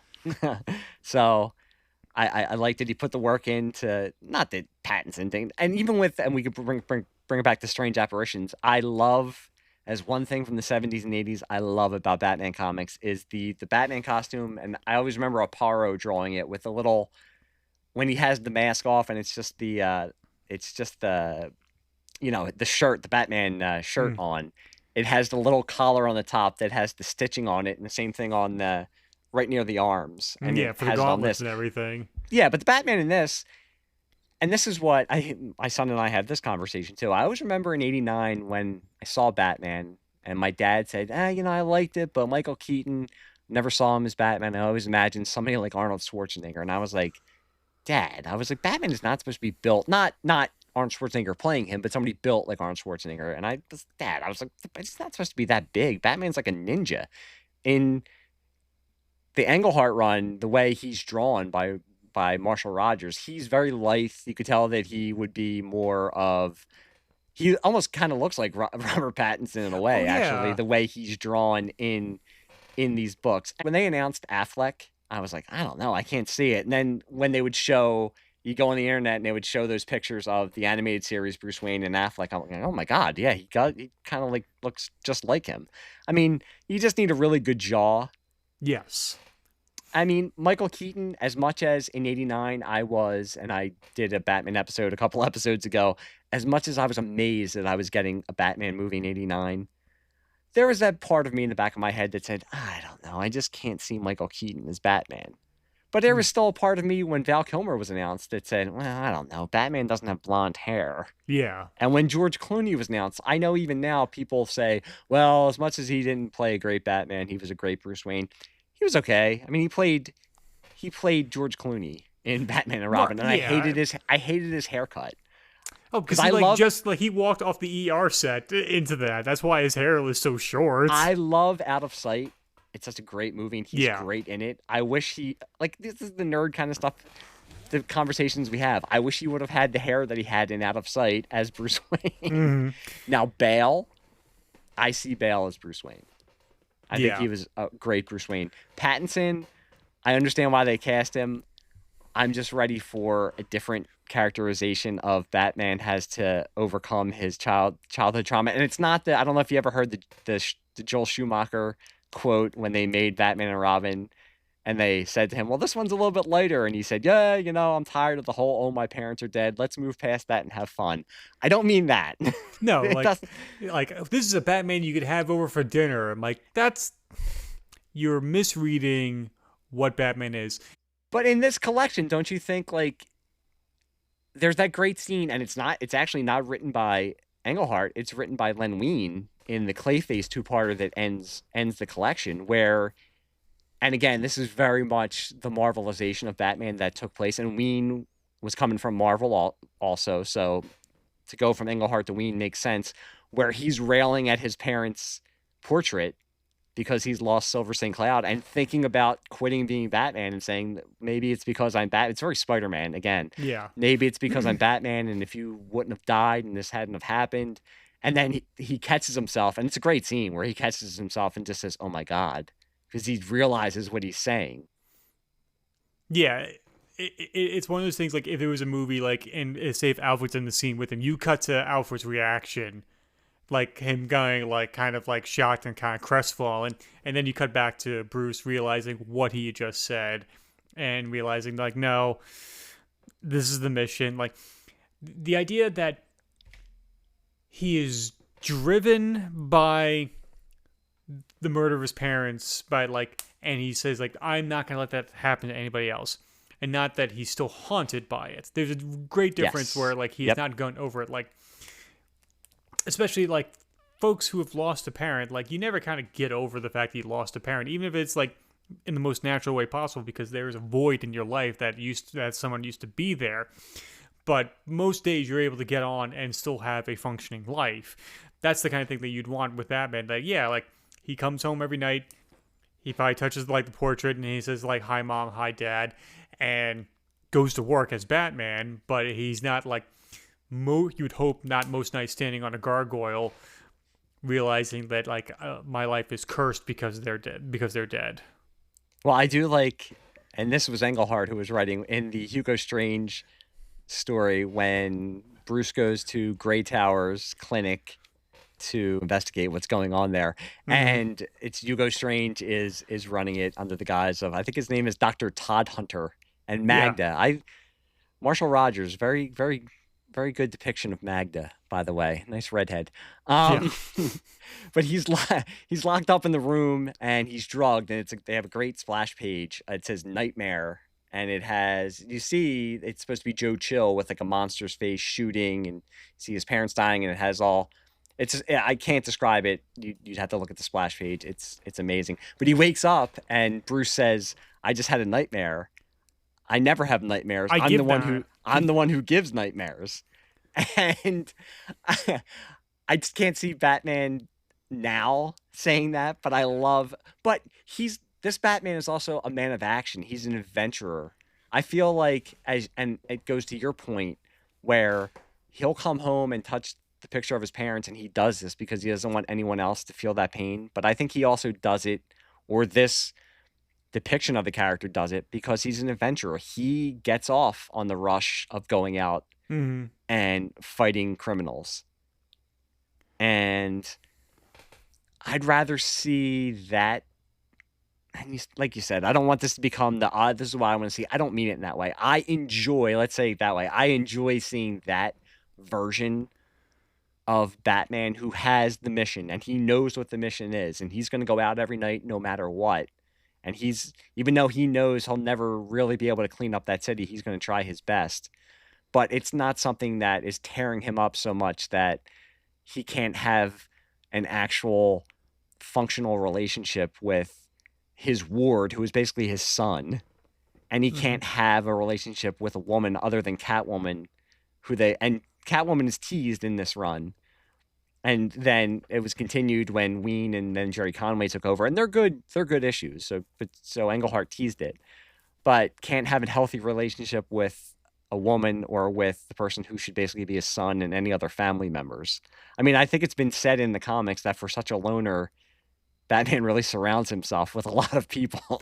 Oh yeah, and I know that's, like, ammunition for people who do not like a giant bat family or don't like him part of the Justice League. They want him a dark lone avenger, and he's like, no, he should be cursed. He should feel horrible 24/7 and stuff like that. And he's like, my pain and everything, woe is me. And I'm just like, that's a maturity issue that I think you need to work on. That is a you problem, not on the character right there. But I just wonder, like, if we're looking at these stories right here, is the Dr. Phosphorus arc the weakest of the bunch? I think so. I will say this. I don't know if it's a hot take. I enjoy Clayface 3, and maybe it's because when I was really getting into comics, it was Alan Alan Grant, Norm Brayfogle run of Shadow of the Bat, starring that version of Clayface, the Mud Pack Mm-hmm. issues that introduced me to him, and then reading Greatest Batman Stories because one of these issues was in there. I think Ween does a good job, and it also was helped again by Marshall Rogers with Dick Giordano. Dick Giordano, as much as I like Austin inking Rogers, Dick Giordano does a great job Yeah. in those two issues. I mean, Marshall Rogers, as much as I love Aparo is probably my favorite Batman artist. Marshall Rogers is up there as just the definitive Batman, just the way that I think Batman should look. And yeah, I think the Phosphorus, just because, as I said when we started talking about it, I think it was Englehart just trying to figure out how he was going to write Batman. Mm-hmm. And the Simon, if you didn't know that if you didn't read the first page and see that it's Walt Simonson, I don't think you'd. I mean, you could tell in certain flourishes that it's Simonson, but it's not. I would love to see, and I'm sure he has. It doesn't come to mind right off the top of my head if Simonson did any Batman stories after when he was at the height of his powers. I don't know if he did or not, but I cannot say for certain. and it's Dr. Phosphorus, just never one of my favorites. They were kind of paint by the numbers type of stories. Yeah, and it's kind of like, do you not remember me? Let me tell you my whole story before I Exactly. throttle you to death. But the two things that I enjoy about this story is, like, one I told you is when he takes over the rock concert. I feel like I want somebody to hijack the Sphere in Las Vegas and do that and freak people out. And Ryan Lauer of the Batman Book Club, he pointed this out to me, and he said, like, please mention this. And it's like, in the crowd during the rock concert stuff, there was somebody just with a smiley face as a head. Like, somebody Really? Yeah, it is very brief, but like Simonson, I think, just drew into the crowd like it is a smiley face person. It's not a human head. It is a smiley face on a human body. And I'm just like, what is that? And I'm like, it's so deep in the background. I imagine it's the like wanted to see if like anybody would catch this, and he did, and then he pointed it out to me, and I'm like, well, I can't unsee that. Background, like back left panel, you can see just somebody like it is a normal body up into that, and it is a small head, and it is just a smiley face. There's no detail there whatsoever, and it's moments like that. I'm like, okay. I'm looking at it right now. Oh my goodness. Yeah, like I've been reading this for years, and I had never noticed that, and I'm just like, oh my god, like. If nothing else, like that would have bumped it up a letter grade now that he pointed it out for me. So, and the fact that Creature Commandos takes this story as the origin for Dr. Phosphorus in the DCU going forward, even though they did kill Thorne in that story. I know. I was just getting ready to say I would love to see Boss Thorne because he's never been represented in live action. As far as I know, I didn't watch all of Gotham, so I don't know if they brought him. I know they brought a bunch of characters in. I did not watch all of Gotham, but yeah, I guess we're not going to see him in the Gun DCU because he was killed in Creature Commandos. Great character, Yeah, great character. I mean, Silver St. Cloud, and you look at it as much as we're saying, as much as we were joking around about Englehart being ready and willing to hype himself up. I mean, he did introduce Silver St. Cloud, which now how do you feel about Silver St. Cloud as a love interest for Batman? much like you were saying before, it's a mature relationship and she has her own life outside of Bruce Wayne as a convention organizer. Is that backstory just to facilitate so we could have a Dick Sprain like action set piece at the end of the issue? Just gonna say that maybe, but thank God that it was because it's a great action sequence. Yes. I want to see Batman fight on a giant typewriter in live action. I do not care what people say. I know people are going to be like posting on Twitter and threads like, "Oh, this is so freaking lame, fighting on typewriters," and it's like, you have a boring imagination. I'm sorry, I do not want to know you. And Silver like being like conflicted, like, yeah, I saw the Cape Crusader until last night, and I just saw you doing that, and I can't handle that because I just see my boyfriend doing something that's very dangerous, and like one day the rope might snap. Yeah. He might lose his grip and he's gone.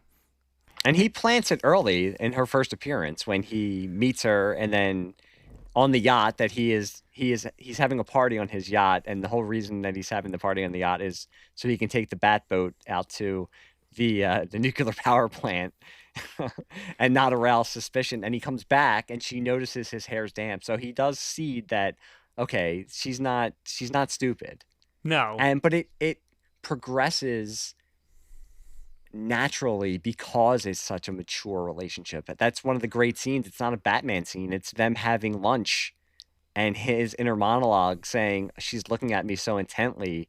Does she know? And he says, this has happened ever since my first girlfriend, ever since Julie Madison. I could never tell the woman I could never stay with a woman because the Batman always gets away. And like I said, the whole very Spider-Man-ish marvelization of Batman, I don't think you really saw that beforehand.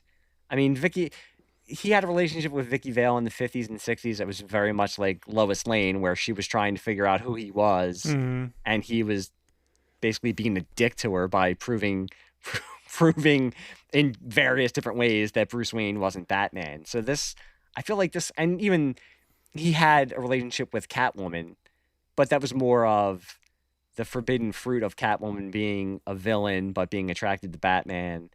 I think up until Silver, he didn't have this type of mature relationship that they depict here. No. And that's another great panel, is when she calls out to him after in the Deadshot issue, and he just looks, and she in the thought bubble says it's Bruce. Yeah. And knows. And then in that, and you can almost hear it in the voices when they're supposed to have a date and she's thinking to herself, does he know that I know? Do I really know? Is he really Batman? And he's thinking to himself, does she know? What am I going to do? And he calls her from a payphone in the Batman outfit. And it's not in a funny way, and says, it's Bruce, I'm not going to be able to make it tonight. And you could hear how the dialogue would go, that they're both trying to put on a brave face, basically, and they both know something is wrong, and they're both lying to each other, and they both know they're lying to each other, but they have to play this game because they can't face that they're going to have to eventually come to a head with what is going on. And then there is also that amazing panel when he comes into her room and he has the cape draped over his face, very swashbuckling. She's in a small nightie, which is very nice. Yes. But and he says, hello, Miss St. Cloud. And again, I'm just imagining him changing his voice, hopefully, and as much as I love Bale, hopefully not into a indecipherable growl, so that she would say, excuse me, I'm sorry, what did you say again? I said, hammer, smash, face. Like this go full death metal, growling vocals. But I like how Ween picked it up after Englehart left, that it's still affecting him. In that Clayface story, when he saves the woman whose husband or boyfriend has been melted basically by Clayface, and he's holding her, and he imagines that it's Silver, and he's beating himself up inside saying, no, I can't. It's just something that as a Batman reader, you didn't see that much. Even in the Batmans I was reading, like I said, the Batmans when I was so much of a comic book reader in the late 80s, early 90s, who was not yet totally I'm Batman and I can't have any kind of relationships. He wasn't that Batman yet, but I can't imagine that Batman holding a young girl and in his inner monologue worrying about his girlfriend who just left him. Yeah. I mean, like, I love that scene, like, that the lunch they have, and they both having the kind of, like you were saying, they're having their internal monologues. I love the art where, like, Bruce sits back in his seat and the shadow comes across his face, and, like, it makes the shape of the cowl. Or even before like, we see the exterior of the street, and, like, that's how you know Marshall Rogers was an architect. Like, that's pretty much just Fifth Avenue right there, and it's pretty, like, nakedly so. And I know you're saying, like, internal monologue and, like, Silver St. Cloud. I just think of, can you read my mind? And just think of Lois Lane having to sing song to herself. I'm sorry, but yeah, like, having the turmoil of Batman, like, losing Silver. and dealing with it, and maybe not the most healthy way possible, but he's trying to keep himself composed in front of this person who needs him. I think that's probably why I also love Alan Grant and Norm Brayfogel's runs, as because Grant brought a psychological background and a backdrop to it, and the fact that his Batman always wanted to help people and spare them from so much pain and everything, and was introspective and knew that we've mentioned before that Alan Grant's Batman was not just a leg breaker. He didn't get like he had like a fetishistic nature about him when it came to like wanting to defeat crime. Like he wanted to help people. He'll scare the shit out of you and beat the crap out of you if need be, and done so with the wonderful art by Brayfogle. But yeah, seeing Silver's story throughout Strange Apparitions and how it evolves and everything, and like I could almost see, like if this was a TV show, you could do a bottle episode of just the car ride between Silver and Rupert Thorne. Yes, yes. And you wonder, is she gonna accidentally spill the beans to this guy, and is this guy gonna kill her? Because he's losing his shit because he thinks he's seeing ghosts. I'm skipping over. Rupert Thorne is a great creation. Like we started to say, it's a shame that he hasn't really been adapted into live action. And that's a really good point. That it would be. I wish we did get to the point with HBO and all of these streaming services that it wouldn't be seen as a downgrade if you just had a Batman TV show, a real Batman TV show. Yeah. Because you could do something like this run and make a whole season out of it. Mm-hmm. And you could have that bottle episode. And I still don't know if I love the whole Hugo Strange. It's never resolved if he's really a ghost, if Rupert Thorne is seeing him. I don't think he is. I think Strange is messing with him. I think Strange is still alive, and he is. I'm sure he's been brought back, and I don't know how he was. And it was hard for me reading it again. I'll go back to Greatest Batman Stories Ever Told because it wasn't the whole story. So I was like, how is he a ghost now? I don't understand how. Is this what he was? Was he always a ghost? Mm-hmm. I do like also that Strange is going to sell the Batman's identity. Well, he says he's going to sell the Batman's identity to the highest bidder. He then thinks he's going to kill them.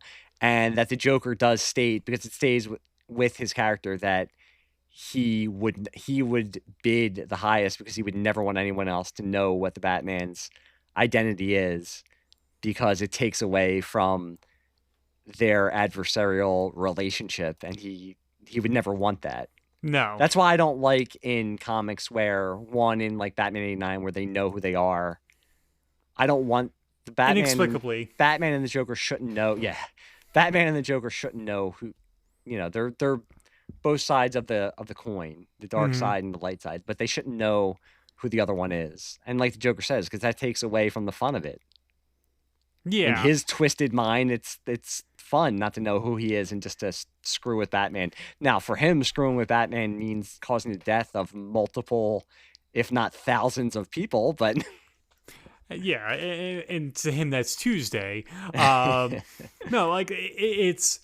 Like, when I think of like the two times where like Joker like finds out his identity outside like of the story we're talking about, like comedically in the Harley Quinn TV show, and he's like, "Where's my goddamn car, Bruce?" Which my girlfriend and I will just say that to each other every once in a while. He's like, "I put down a down payment for an electric car. Where's my goddamn car, Bruce?" And the other in Scott Snyder's run of Batman, where they're talking about like, yeah, Joker knows who I am. I revealed myself to him. He did not care. Like, he was like, yeah, like, he made no note of it or anything like that. He was locked up in an asylum. And because the Joker is like, well, whatever. Like, I know who you really are. It's in that cowl. Like, you might say you're billionaire Bruce Wayne, but, like, your true self is in the cowl. That's a good point, though. That's another thing with this run, in that I think over the last like 20 years, it's become popular to say that, well, Bruce Wayne is the mask and it's Batman is the real person. Yeah.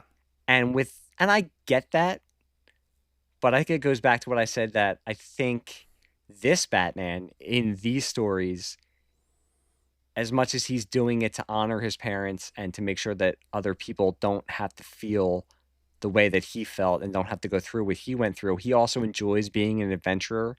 And I don't know if I think he has two distinct personalities, but I still think that he can, at the end of the day, say, okay, I am Bruce Wayne. I'm also Batman, but I'm Bruce Wayne, and this is how I am during the day, and I'm a businessman. Unless he's a millionaire, he's not a billionaire because it was the 70s. Yeah.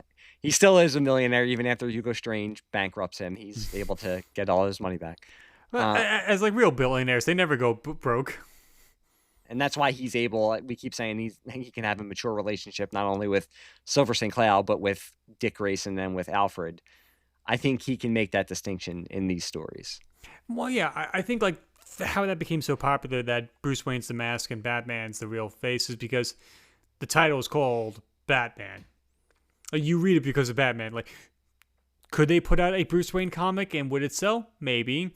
But I think some people would be like, well, I don't want to see him in board meetings all day. I like, not even if they show his, not even if they show him take his pants down and show him take. Well, if it's in the middle of a board meeting, maybe that'd be interesting. Like, well, he might just say, like, you know what? You don't think I'm going to do it? He's like, I'll slap it right on the desk right there and say, well, what comic was that where you get to see the old that Batarang? Was Batman Damned, like That's what it was.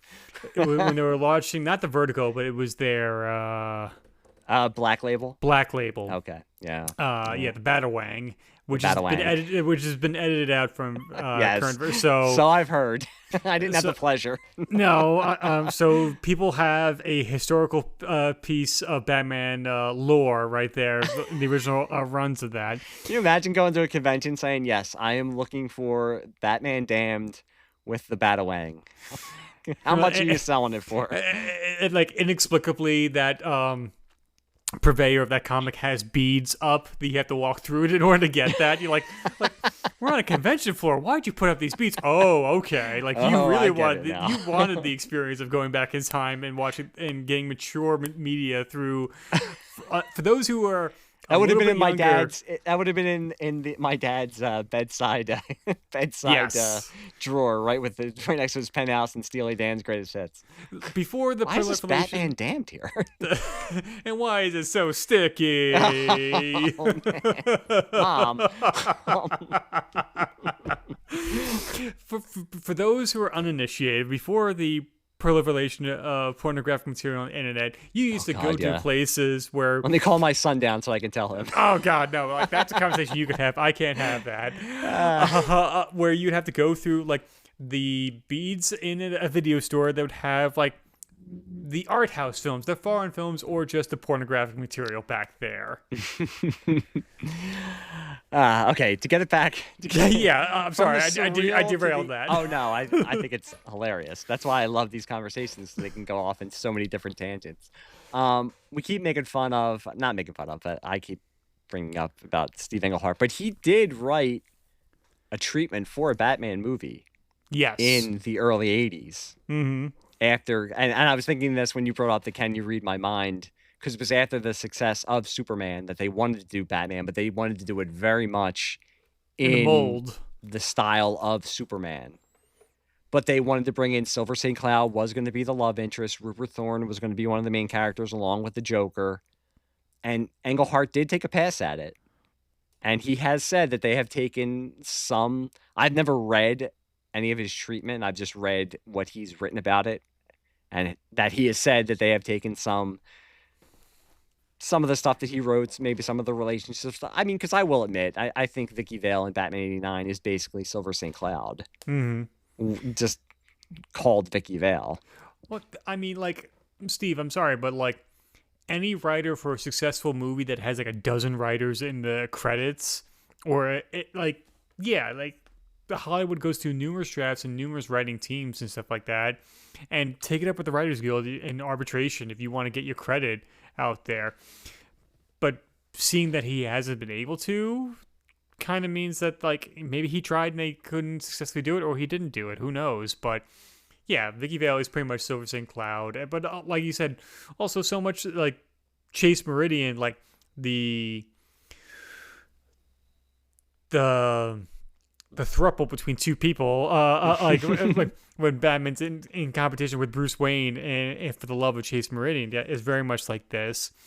And I was wondering, like, as you mentioned, Clayface 3, which like I usually stop at the Joker issues. I never, it's very rare that I read the Clayface issues because like Engelhart didn't write them. But for the purposes of this, I did, and I was wondering, could you see a version of this Clayface working in Matt Reeves as the Batman? That's an interesting question. I thought you were going to say in the gun, and that would be too easy because I think anything can work in James Gunn's DCU because in of the way Gunn's he set it DCU, up. I want the animated series Clayface. I want monstrous. Yeah. In the Clayface. Matt Reeves version of the Batman, yes. Would I rather see this than the Boris, I almost said Boris Karloff, but it's Basil Karloff version?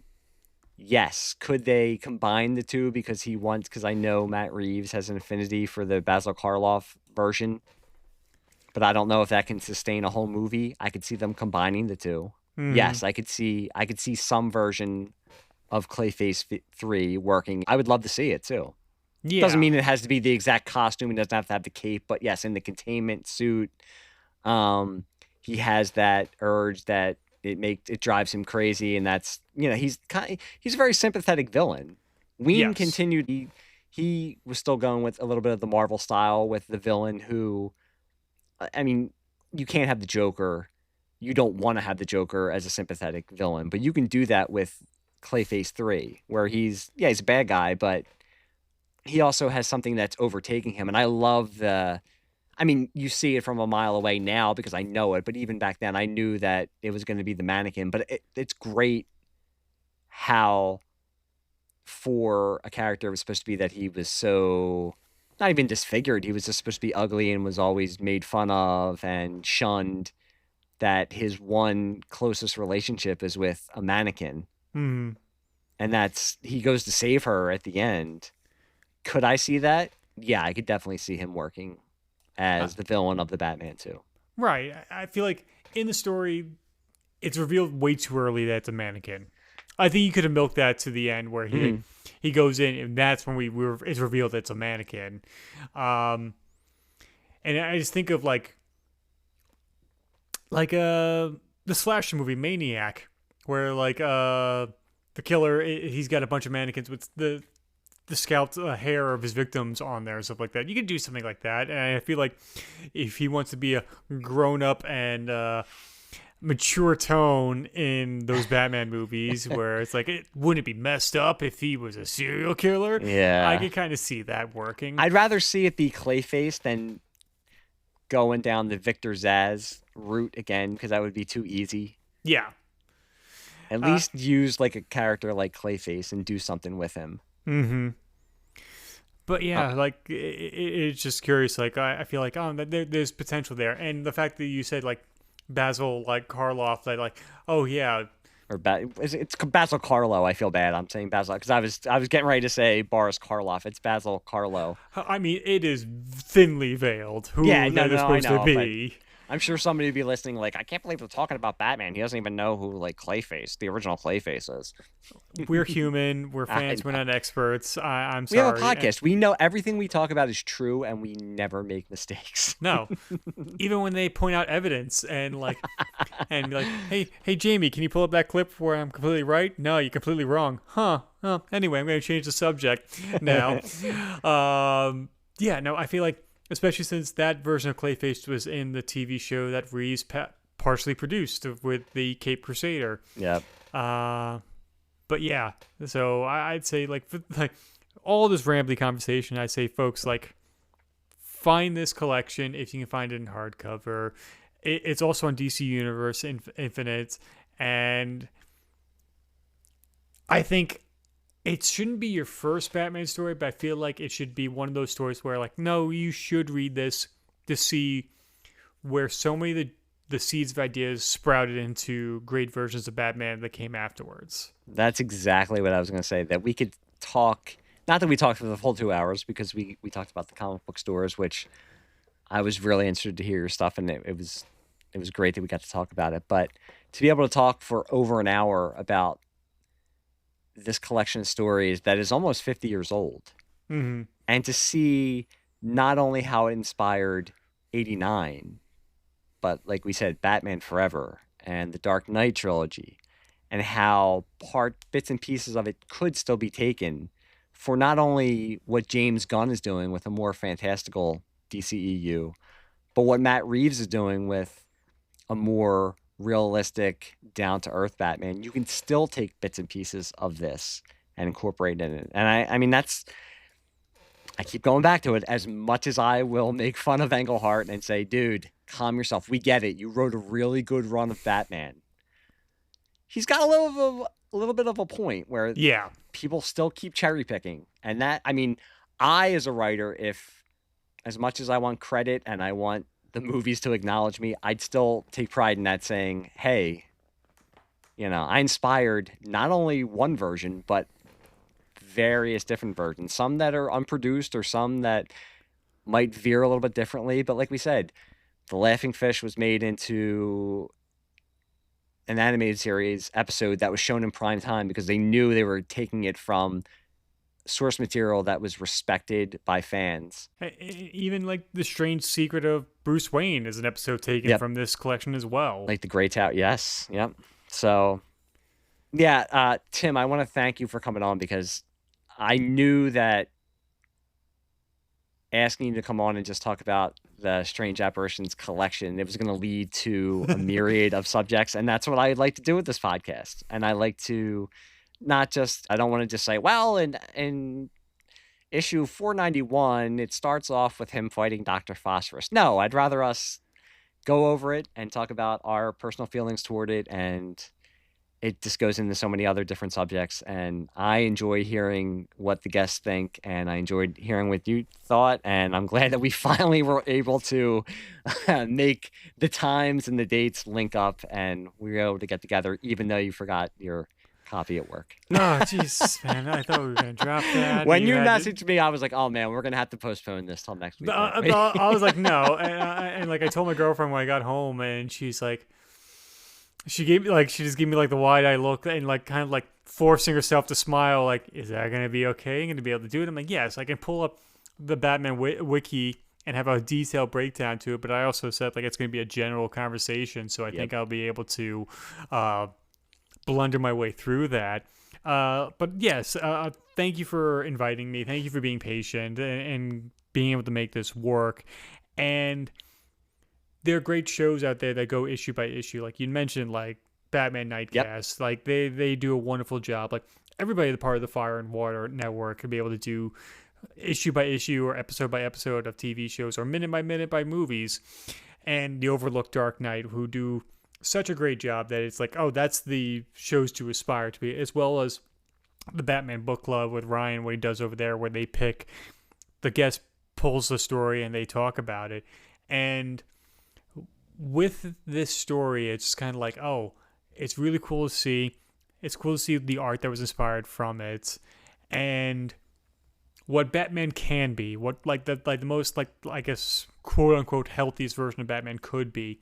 He doesn't have to be a raving lunatic. He doesn't have to be a fascist icon and beating up poor people or something like that. So yeah, I'm glad you brought me on to talk about this, and especially comic book stores. And when people say like, oh, I don't want to cover a big story or a big movie on a podcast, I always say you should do it. Sure, like people have heard the facts and the stories behind the scenes, like the Blank Check movie podcast recently did the early Spielberg early this year, and like even I thought to myself, like, I bet you by the time they get like halfway through the episode of Jaws, one of the hosts is going to say like, it's Jaws, what can I say? And the reason why you cover a movie like that is because no one's heard your story with it. And that's why people would want to tune in and feel like, why do you resonate or don't resonate with something? And that is why I had you on, and that is why I'm glad that you just had the last word and brought up all of those shows. Like I said, I'm standing on the shoulders of all of those great podcasts, and I'm glad that I was able to have you on to bring something new to the table.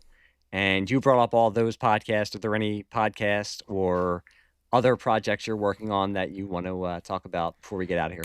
I am currently in post production of my first Batman fan film that I am You're doing editing. something with Batman? No. I know. It's like, it'd be funny. Like, I'm making an Aquaman movie. Like, oh, okay. I was not seeing that one coming. I'm surprised. Yeah, my Batman masks will be on my YouTube channel, youtube.com/Through the Lens Productions.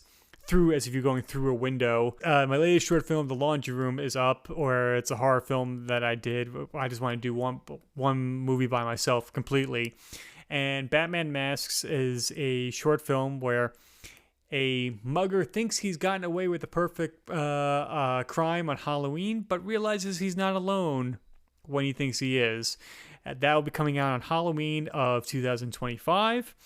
And yeah, I am deep in post production right that. I just got some music from my composer that I just dropped into the time. Like, I was exporting that and sending it to him while we were BSing before we started recording. So I'm actively working on that.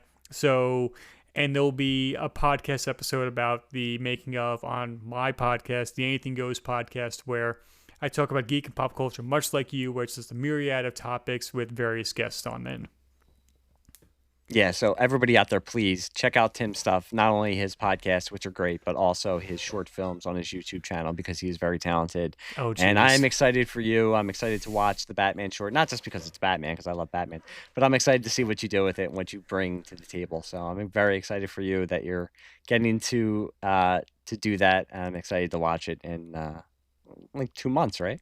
Yeah, we got that in 2 months, and there's plans for maybe things in the future. We'll have to wait and see, but yeah. So I'm excited. Like I was showing it to the folks who worked on it, like early cuts, and I'm just like, I think people are gonna like this, guys. Like I really hope. I hope so anyway. Fingers crossed.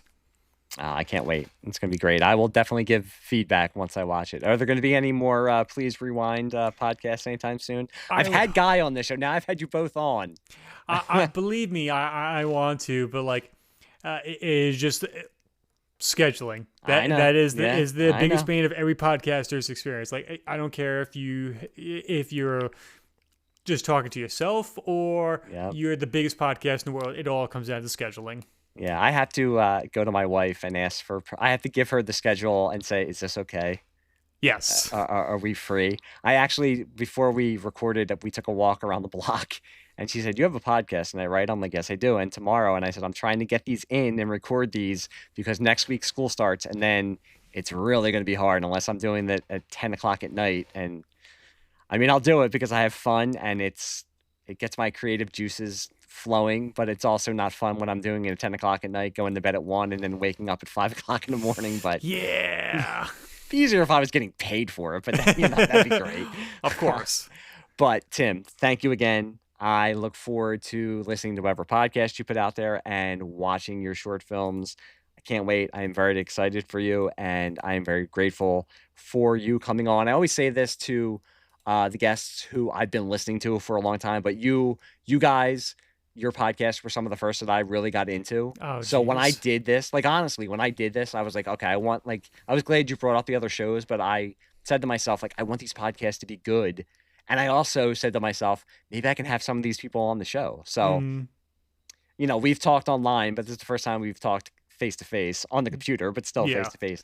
So yeah, thank you for just inspiring me to get into this and to do it. I mean, I would, when I was younger, I wanted to write and make movies and do that kind of stuff. I didn't do it, but even doing this, like I said, and I said it to my wife, yeah, it's a hobby, but it also lets me be creative and it's fun and lets me talk to cool people and have fun conversations, which, hey, you know what? In the world we live in now, sometimes that's like, just if you need to stay sane, that's the best you could do is just talk to cool people and have fun conversations about Batman, right? Yeah, of course. And as long as you're being creative and you're doing it in a positive way, you're not being destructive, like, there's nothing better than that. Like, there's one thing you can be creative and be destructive, like spreading hate and dissonance amongst people and stuff like that. But no, like what this show and what you're doing, spreading the love and people having a good time listening to it. I promise you that. Yeah, I'm gonna wait till I get real power, then I'll start being destructive and spreading hate. I don't have real power yet, so you might have to take me down in a couple years once I really get the power down. It's like, I can't. I'm too nice of a person. I can't be destructive and hateful. But like and you right get now your the first Snyder fans sponsorship. and Steve Englehart is like, I don't believe that. You just spent like 2 hours shitting all over us. We didn't. We love you guys, and Exactly. we love all that stuff. But yeah, if you're looking for me, not only Pop Culture Basement on Twitter, I won't call it the other thing because that's it's not going to happen. Nope. I'm also on there as This Lightsaber Kills Fascists. And my other podcast is Sleazebag Cinema that I do with my buddy Andrew Gross, where we cover movies from the 70s, 80s, and 90s that you probably couldn't make anymore. We just covered Animal House, Oh classic Animal boy. House. Um, and tomorrow night, again, I might be jinxing this by saying this. I thought I jinxed it when I put the post out there today. Tomorrow night, we're supposed to be recording the episode on Easy Money, the Rodney Dangerfield cult classic, which I watched for the first time in about 30 years. So we should be recording that tomorrow. So we're on Sleazebag Cinema on Twitter also. But Tim, thank you again. And to everybody out there, read Batman comics, read Strange Apparitions. You are in for a good time if you do. Try to spread the love like we just talked about, and wait until you get some real power. Then you can, I mean, if you want to be destroy things, then maybe. I mean, you know. But until then, Tim, thank you, and I will talk to all of you later. Bye. Bye.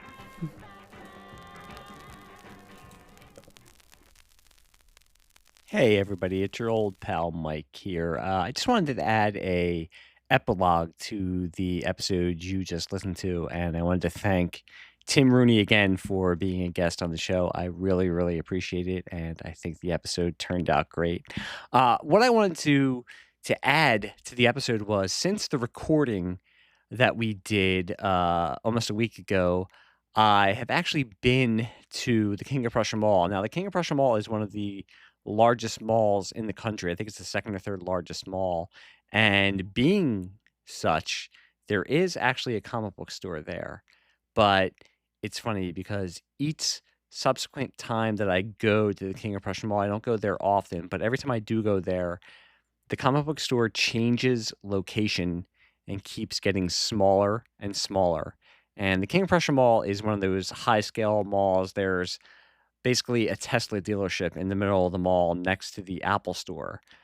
So now the comic book store has been relegated to the second section of the mall where some of the lower end stores are. And where it was once a store that took up almost 3 storefronts, it is now basically one storefront with current issues and a couple toys, couple Funko Pops, couple T-shirts, and one section in the middle that has older back issues. And basically, the back issues are from maybe the last 5 to 10 years. So it's basically a shadow of what it was even 10 years ago. But what I did find that was funny was my son and I went into the store to browse around as my wife and my daughter were shopping. And when they came to pick us up, my daughter walked in to come and get me and saw an issue of Vampirella and turned around and asked me,